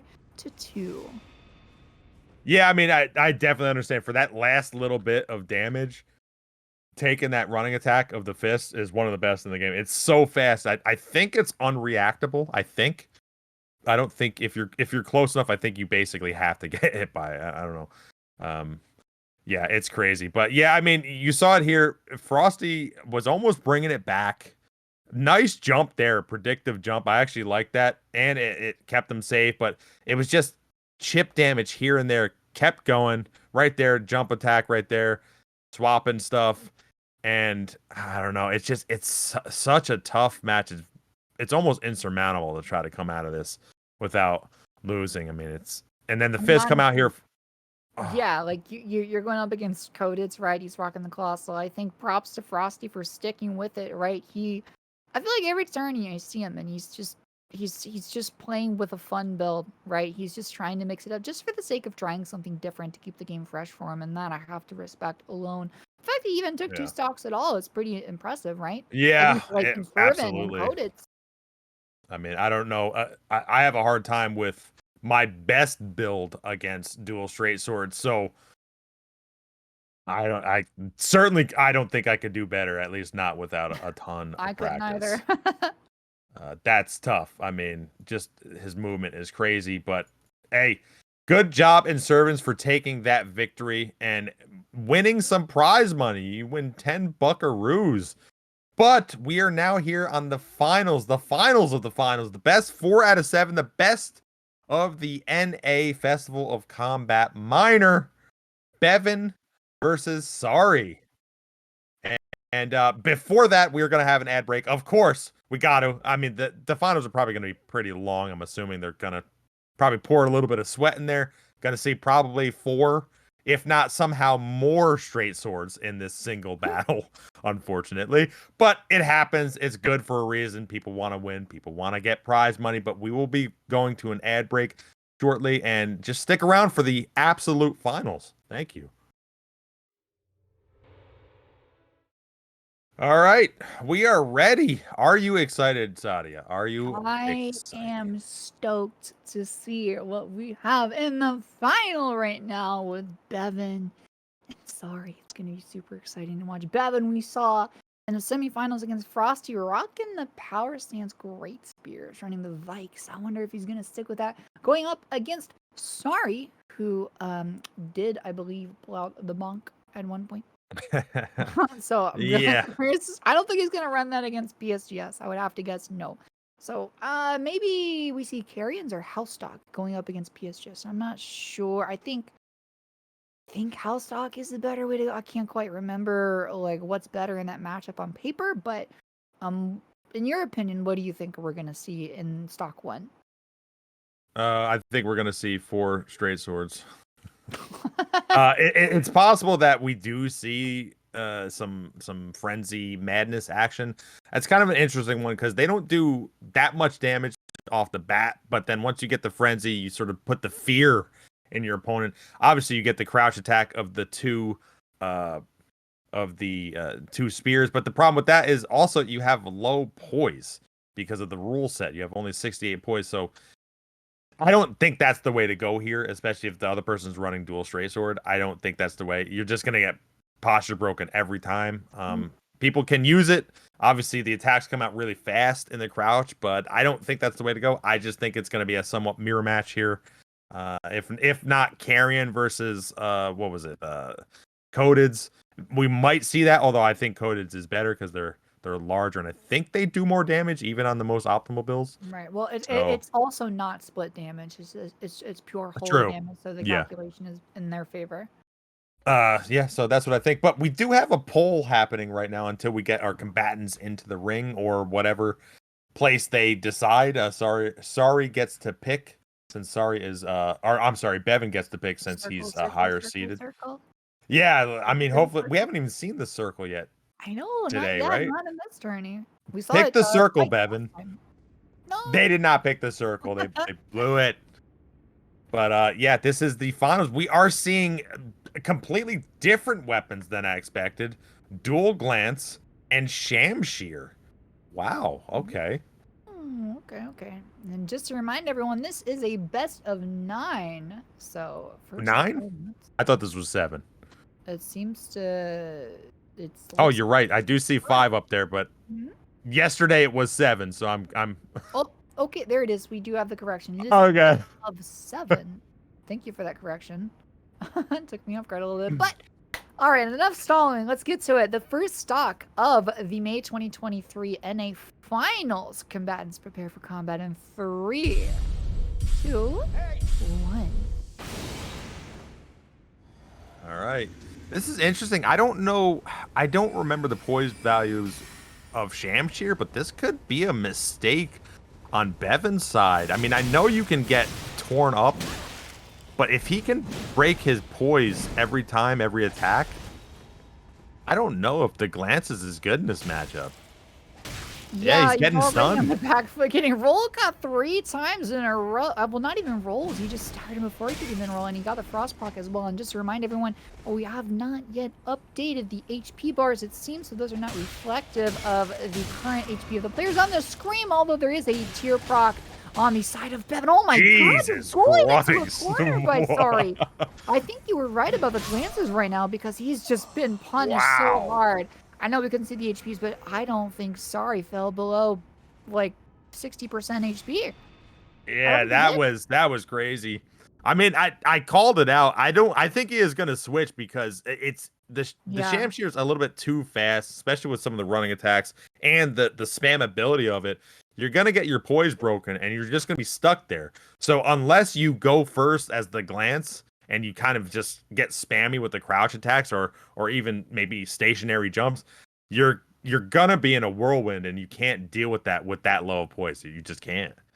Right. Yeah, I'm kind of surprised actually that we didn't see him hard swap once he saw what he was playing against, right? Like you True. said, it's really hard to kind of like cuz he's like if you're in Inservin, you're going to be like sorry, excuse me, you're going to be like in Bevan's face the entire time. You're not really going to get a chance if you're Bevan to kind of like position or set up those crouch L1s that you want, right? To get them on the back foot because they're going to be in your face the entire time. I think we do probably see him swap to straight swords right now to counter this. I don't think he's going to go back in with the glances. I would be shocked if he did not. Man, because like you saw there, every running attack stunned, everything.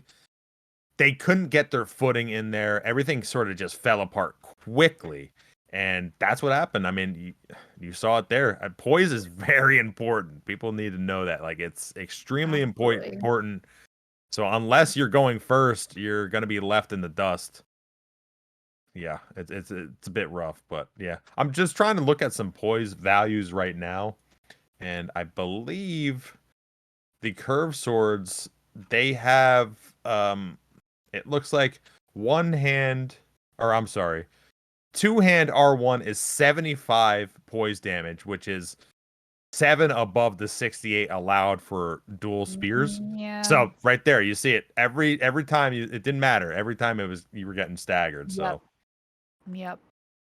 Yeah. So yeah, I think we're definitely going to see a change from him going forward. Like I think something else he could do if he doesn't want to do carrions, you could honestly do like dagger offhand Great Lance. Because again, the Great Spears and the offhand give you hyper armor. You would be able to trade with that, right? So you That's could true. throw the Vikes in the offhand if you want it, if he's still running them. But that's a little bit unorthodox, a little bit, outside of the box. So we're probably we've not seen that this tournament, right? I've seen it twice. I've seen it twice ever in Den tourneys, but it was months ago. I'm surprised I haven't seen it since. So, but we're probably gonna see the straight swords. Your favorite weapons. Yeah, I would be shocked if he didn't swap. I mean, he could play differently, and again, it's all you could get your opponent on the back foot, but with the way everyone is spacing, it seems everyone is very good at spacing. It's if you're not first to act in that, you're probably gonna get. I can't believe it. It looks like he's using the same thing. Maybe he wants to prove to himself that he can do it or something. That's bold. Yeah. So again, every hit two-handed from the Shamshir will stun every time. So I'm curious about this. All right. Well, to get away with stock 2, combatants prepare to fight in 3, 2, 1. Let's see. They didn't see the thing drop. Also, the health bar on Sorry is. Yeah, we still haven't sorted that yet. So we're going to take a moment to just make sure we have that sorted. So, well, now that we know that Beven's going to stick with the Great Lances, what do you think his method of attack is going to be here? Blending. I mean, when you attack, you want to keep attacking. You don't want your opponent to be able to do anything. If they could pressure you at all, you're on the back foot. You don't get your footing. You're not going to be able to play the game you want to. That's what you want to do with Power Stance. Great Spears. By the way, I'm the only one who calls them PSGSP because Power Stance Great Swords could be a thing, even though no one uses them. But yeah, I'm all about PSGSP. Technically, yeah. But either way, yeah, I don't know. You just got to dictate the match yourself. Obviously you got to be aggressive as much as you can without falling behind. Looks like Sorry has exploded into the nether. I don't know where he is. Wow, like a superhero. What the heck? Surprised I didn't see the ground crack there, right, as he lands with his fist. All right, well, here we go. They're in their respective corners, so without further ado, combatants prepare for combat in 3, 2, 1. All right, both buffing. Sorry's health bar is still strange. But yeah, we got here. That's what he needs to do. Beven needs to try to keep attacking over and over, get out of range, get the whiff punishes, keep attacking, because the speed is hard to get out of. So it does look like Beven is ahead by a lot, but again, anything can change. Nice spacing by Beven right here. We get Sorry's doing a lot of the stop tech, which always annoyed me when playing, but sometimes it works to fool people on what their next move is, because you can hold block and actually continue the running attack in this game. I think it's almost indefinite. I think you have a forever timer on that if you stop and hold. It looks like a swap from Shamshir to dual straight swords by Sorry here. I believe that's the carrion. The spacing game. Jumping on one. Oh, but he gets roll caught. Oh, the panic. Where's the blender you were talking about? There he is. That is his strategy. His bread and butter is a third one. And the tries to do a rolling R1. Doesn't quite get it. Sorry, does have his tear proctor. And out comes the phalanx, but he does pay the price for it. That's a lot of damage, though. That Sorry's having to pay for it. And there's the crouching on1 to finish him off on the trade right there. So Beven takes a stock here right now, actually. Yeah, and Beven's spacing was on point there. I mean, he basically made Sorry feel sorry for trying to attack and miss. It just over and over he kept missing. We don't see it with the Shamshir. The first half of the fight had the Shamshir, and then he switched over to the Carrions. But yeah, I mean, I don't hate this swap necessarily, especially since he was losing, and the break points are the same with Poise. But yeah, I mean, if you see the spacing is just tremendous, and when you get blended, it's tough to come back. Like the panic rolls, it's so scary when you just twirl around, you wiggle your body, you don't know when the attack's coming. A lot of these matchups it's sort of, if you're not, do the Ricky Bobby, if you're not first, you're last sometimes, and that's what's going on here.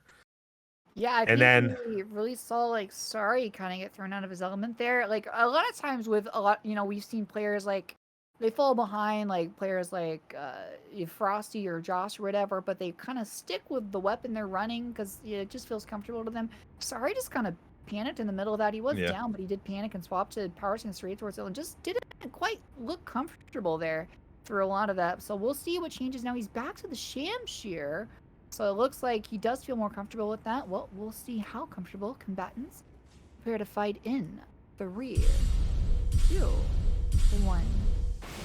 Yeah, Shamshir is back in action for Sorry. I don't know. I'm not sure if switching mid-fight, if you're losing, it's kind of weird he would switch back. I mean, I don't know. Maybe because the straight stores didn't work out for him either. Nice roll catch there.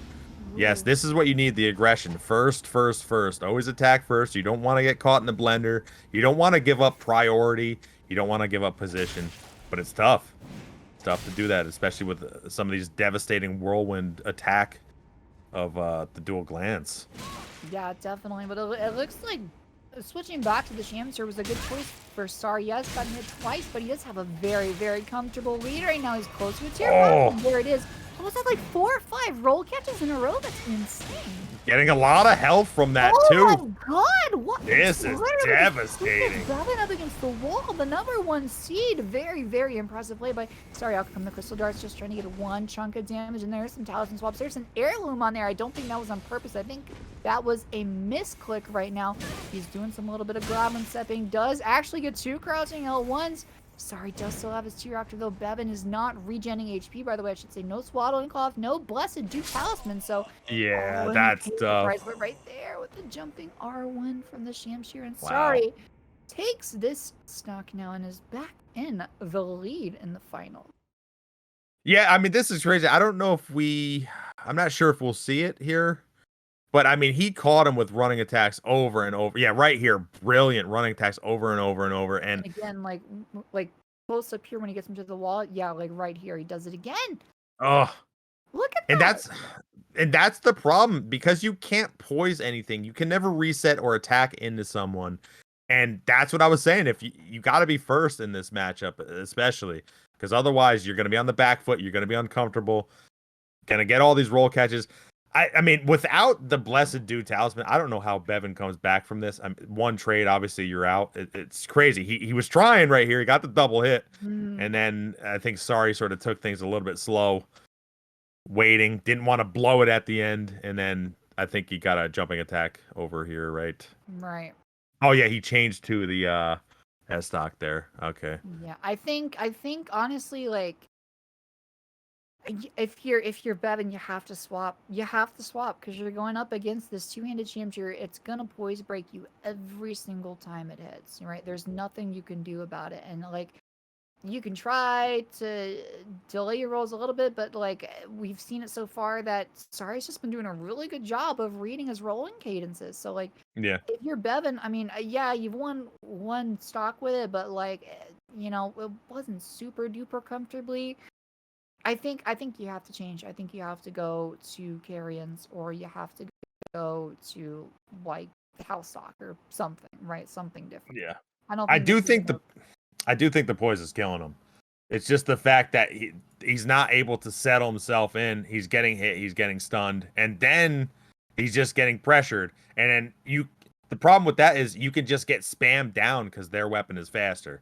Like, you're not able to crouch and attack faster than just an R1 spam every time you're getting stunned. So you just immediately and always lose that match if you're right next to each other and got hit. And you can't recover. Like, how do you recover from that? I don't really know. Maybe stationary jump, but again, Shamshir's pretty weird. Sometimes it can hit you out of the air. I definitely agree, by the way. I definitely agree that he is going to change his weapons. Otherwise, this could be a rough going. I mean, those running attacks were blasting him. Yeah, I mean, again, like okay, we're dealing with like top floor players right now, right? So they're pretty good at delaying their rolls, really good at reading. But like, that's the thing, right? You can delay your rolls as much as you want, but you're going up against somebody that knows how to do it just as well as you do. And probably Yeah. played against you a lot too. Like, So I don't know. We'll see what happens. He's still on the PSGS. So, and going up against the Shamshir, we'll see what happens right now. Combatants, prepare to fight in 3, 2, 1. All right. Can Sorry do it? Can Beven do it, actually? Oh, they both have the Garion. Interesting. Yeah, I guess we didn't see his Ash of War on that the whole time. Yeah, now that you mention it, yeah, I don't think I've seen too much Ash of War usage out of Beven. That might be something you'd want to incorporate. Oh, I don't the know if that's something spacing like is... Chilling Mist on, because you do get a little bit of hyper armor with that. Something like that would really be helpful in creating some space with you, but I don't know. Like, I Oh, mean, tears right now popped. it's working out for him. He does have a pretty sizable lead. He's already got a Yeah. tier proc just in the time of me saying what I just said. So Yeah, I mean, I don't know. It's still not over yet for Sorry, because Sorry can get the priority of things.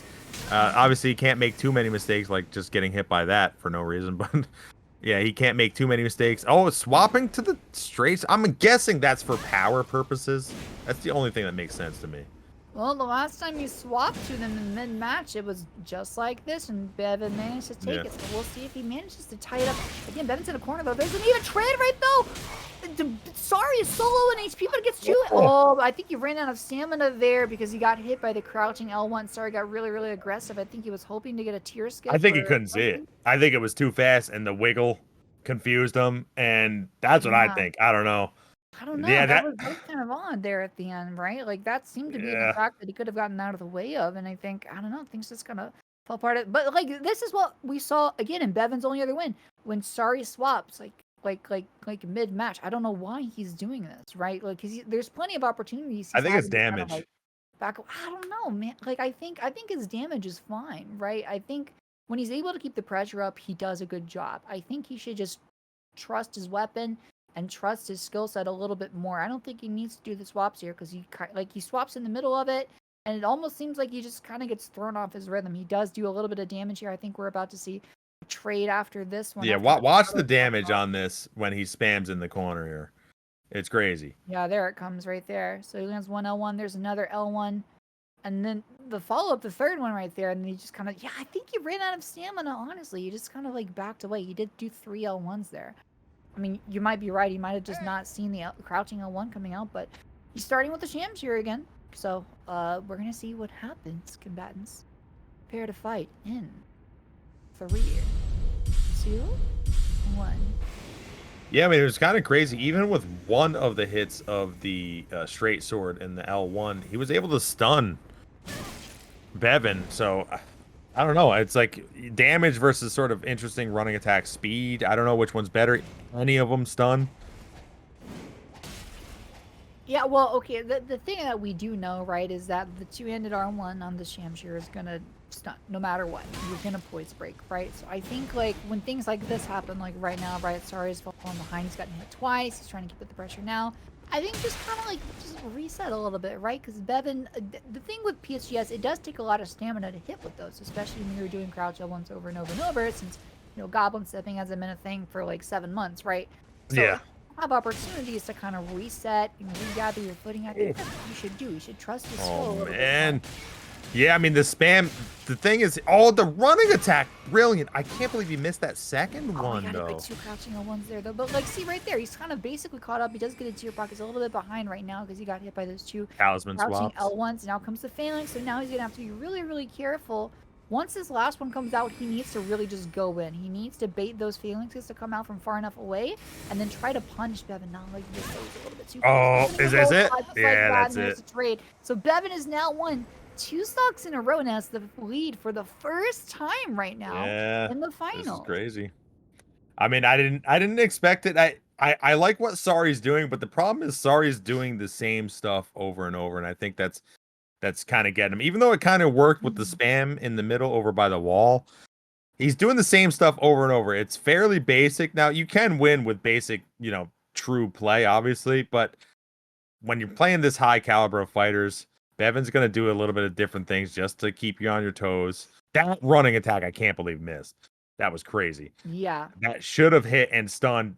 In fact, that running attack could have changed the whole match, actually.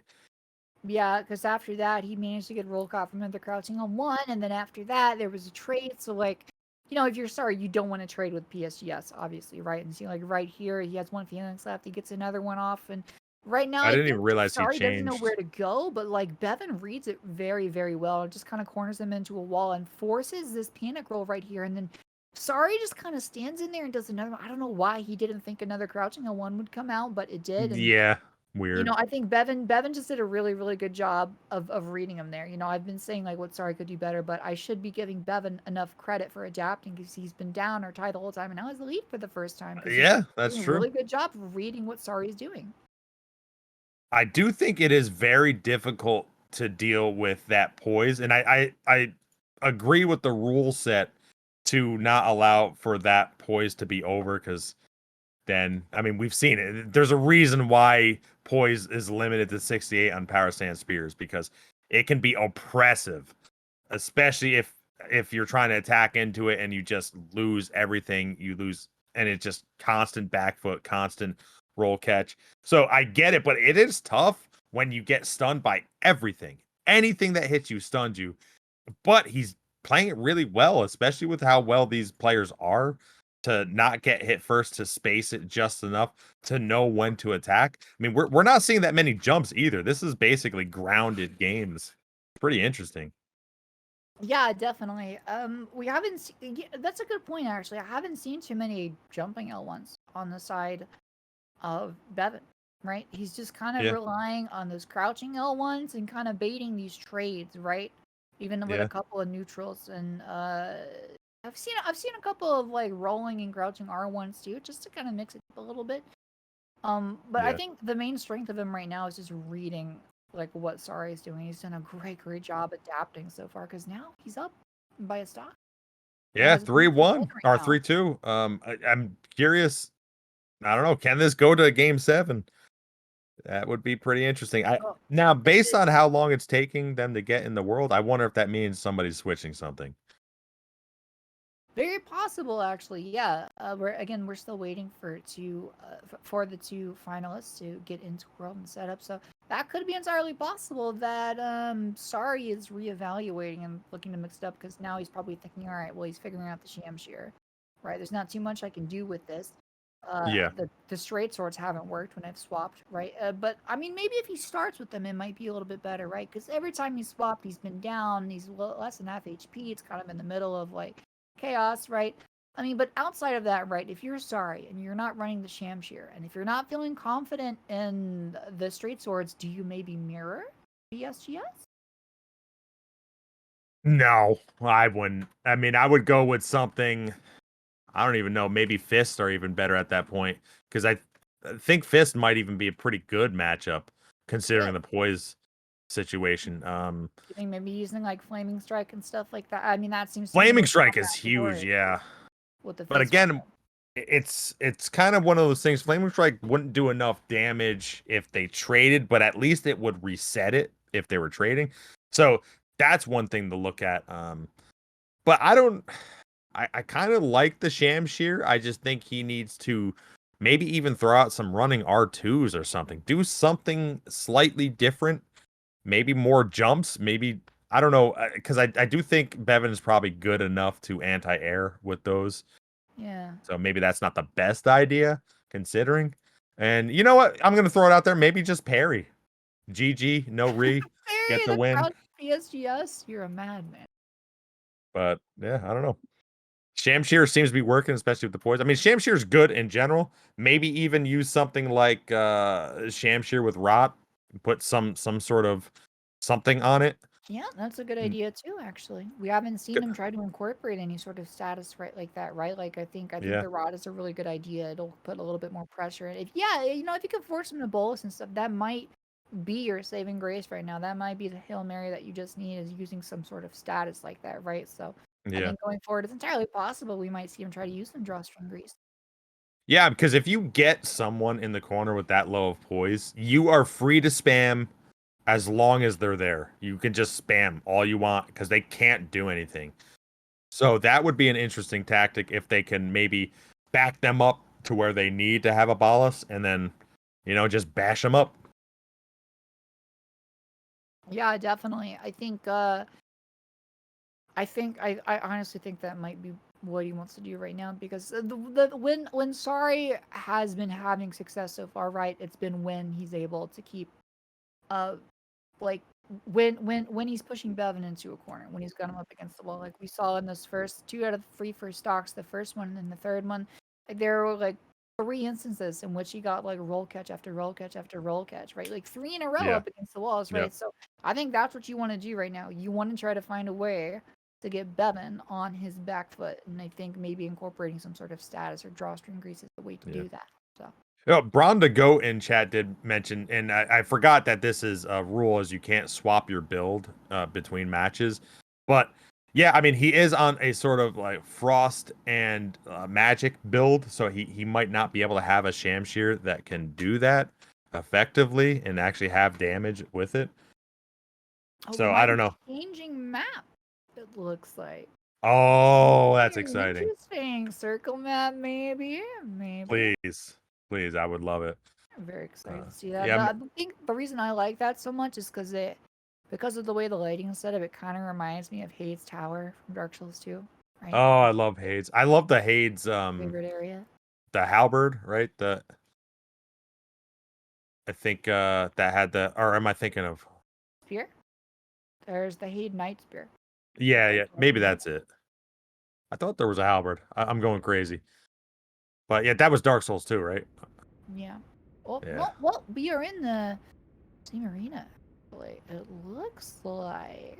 And now we are ready for the finals. You see the players being courteous. A nice little wave emote from Bevan. Sorry, waves back, being very respectful. Will this be the last match of the 2023 May Festival of Combat? We will find out. Combatants, prepare to fight in Yeah. 3, 2, 1. Now, the break point of poise on power stance L1 here is 69. So each L1 breaks posture. And now he's got the first bit of damage there with the partisans. The first L1 right there actually manages to hit. Gets out of the way of the crouching. Oh, that's a really nice anti. That was a great read and perfect time. Gets 2 hits and only gets hit once, though. That's a pretty good trade in favor of Sorry. That's what you want to see. That's what you want to do right now is great reads like this. He doesn't get the bullets off, though. Doesn't get the punish, but he does get a swaddling clock, lengthening his lead. Oh, but he gets caught by that crouching L1. God, Bevan is just so good at that crouch spam and getting out those L1s when you least expect it. Just you'd think it would be a running L1 like based on when. Oh, he got frosted. So there's Ice spear. Ooh, mixing it up with some Ashes of War now. That's what I like to see. Get a little bit creative, right? Pull some tricks out of the bag, something you haven't done yet. Mix it up a little. Yeah, interesting. I actually kind of like this swap because he has a better move set, especially for running attacks. He's able to do a better running attack than Bevan is with those dual glances. So I like what's going on here, especially since the frost happened. He's able to be a little bit more spam happy with the L1 as it comes out a little bit faster. But obviously, you got to watch out for the crouch attack that Bevan was trying to come back with. Yep. So Bevan's down pretty low. Maybe 2-3 hits. We'll see here. He could get another frost proc, actually. He doesn't have the blue feather brandsword on yet, so it probably would be 2 hits. Oh, he gets hit again. He might actually be There's one. the Oh swap. no, there it is. That will probably save him. Yep, there it is. I think only one of the spears hit there on that L1, so he might still be 2. That's he it. gets him with 1 running L1 just like that, or crouching L1, excuse me.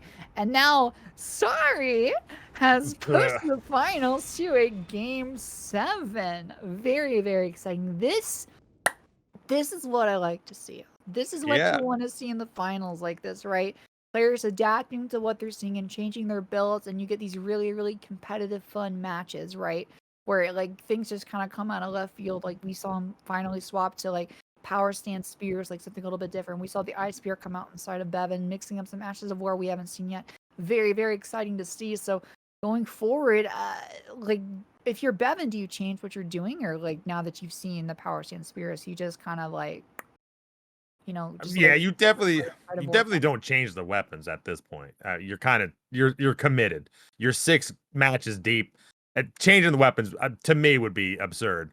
But yeah, now he's seen sort of how it works with these other spears. The running attack is killing beven right now. I mean, every time he's getting stunned, he's not able to get priority on anything. It's killing him. And I think that's really why Sari used that. He gets the range, he gets the better move set overall, outside of, the crouch attack. And oh man, it's just like, I don't know. I think Sari may have found a way in to get this victory, because that, even though that was a little bit close, it I don't know, it just seemed like Sari had the priority on dictating everything. He was just dictating that match, most of it. I would say 90% of it. It's huge. Yeah, definitely. Sorry, you lost 2 stocks in a row, 1 stock away from losing the final right there, and he actually managed to swap to something he hadn't used yet. I think he was taking a little bit of time to think of what he could do differently based on what he had, and I think what he chose was a great choice. Like, as we see, like in hindsight, right?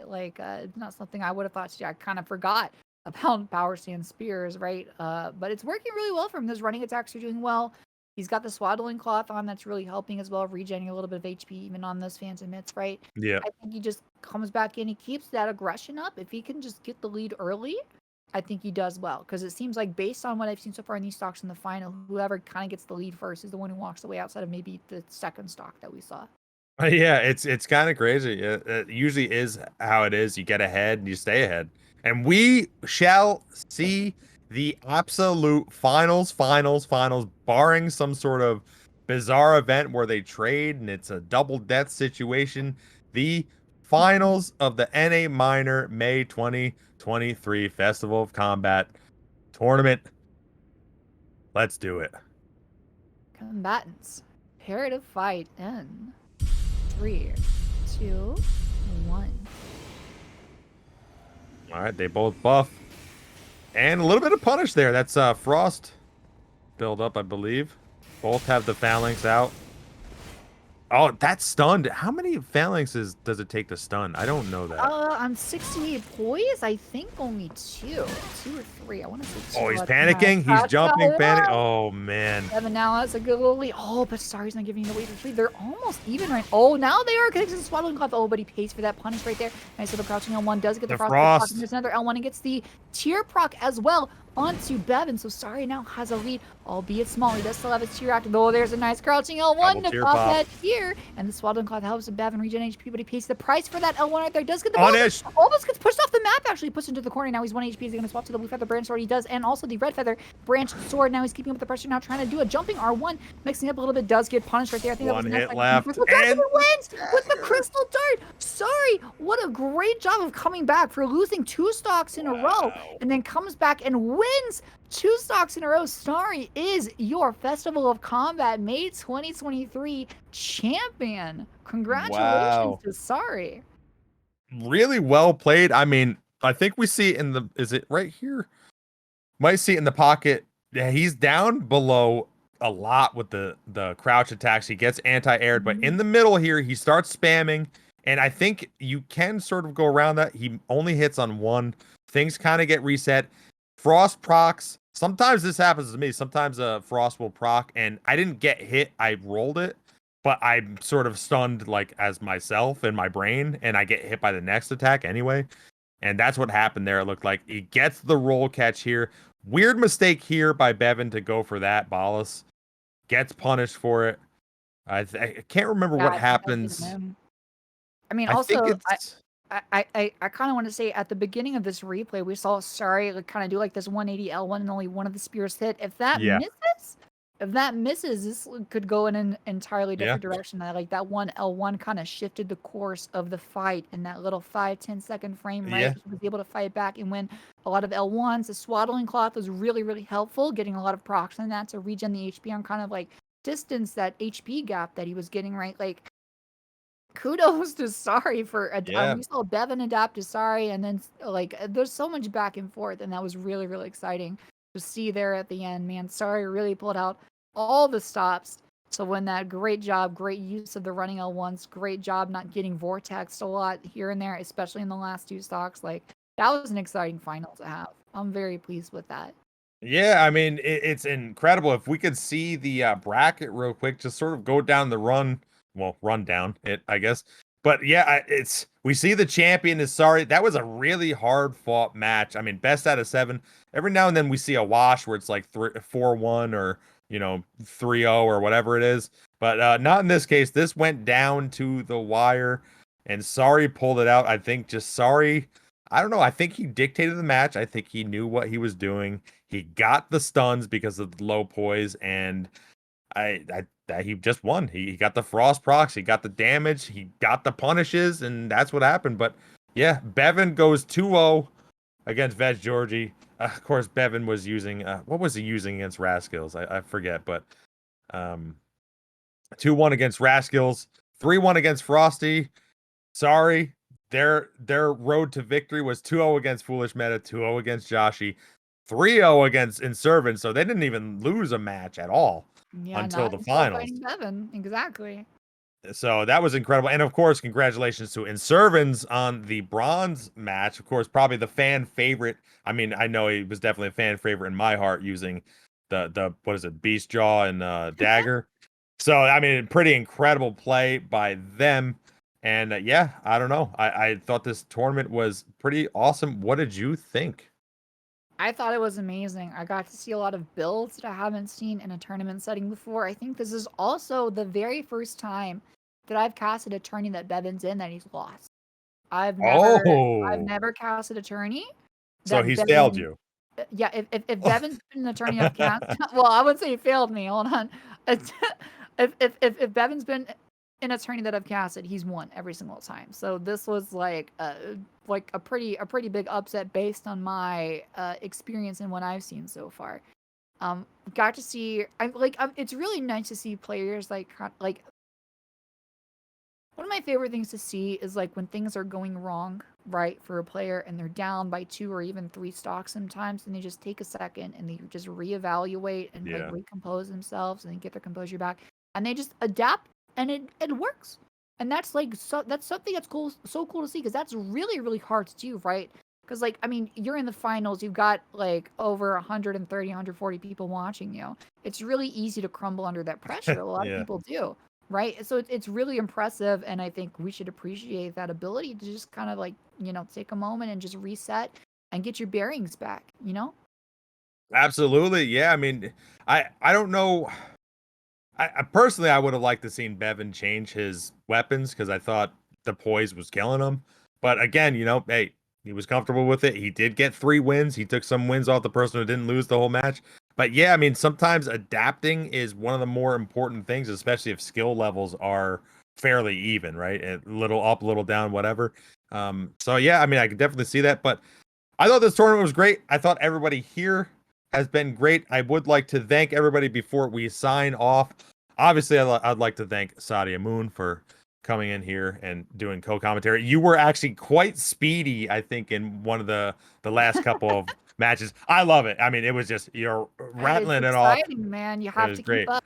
Players, they're when they're like things are happening so fast on the screen, right? Especially when you like see the Bevins and the Frosties and the Yeah, Inservins on screen, right? Like but it's like it just gets me so excited to watch it. It's so much fun. I just kind of get in the zone and like it's honestly one of my favorite things to do on the weekends is like cast these.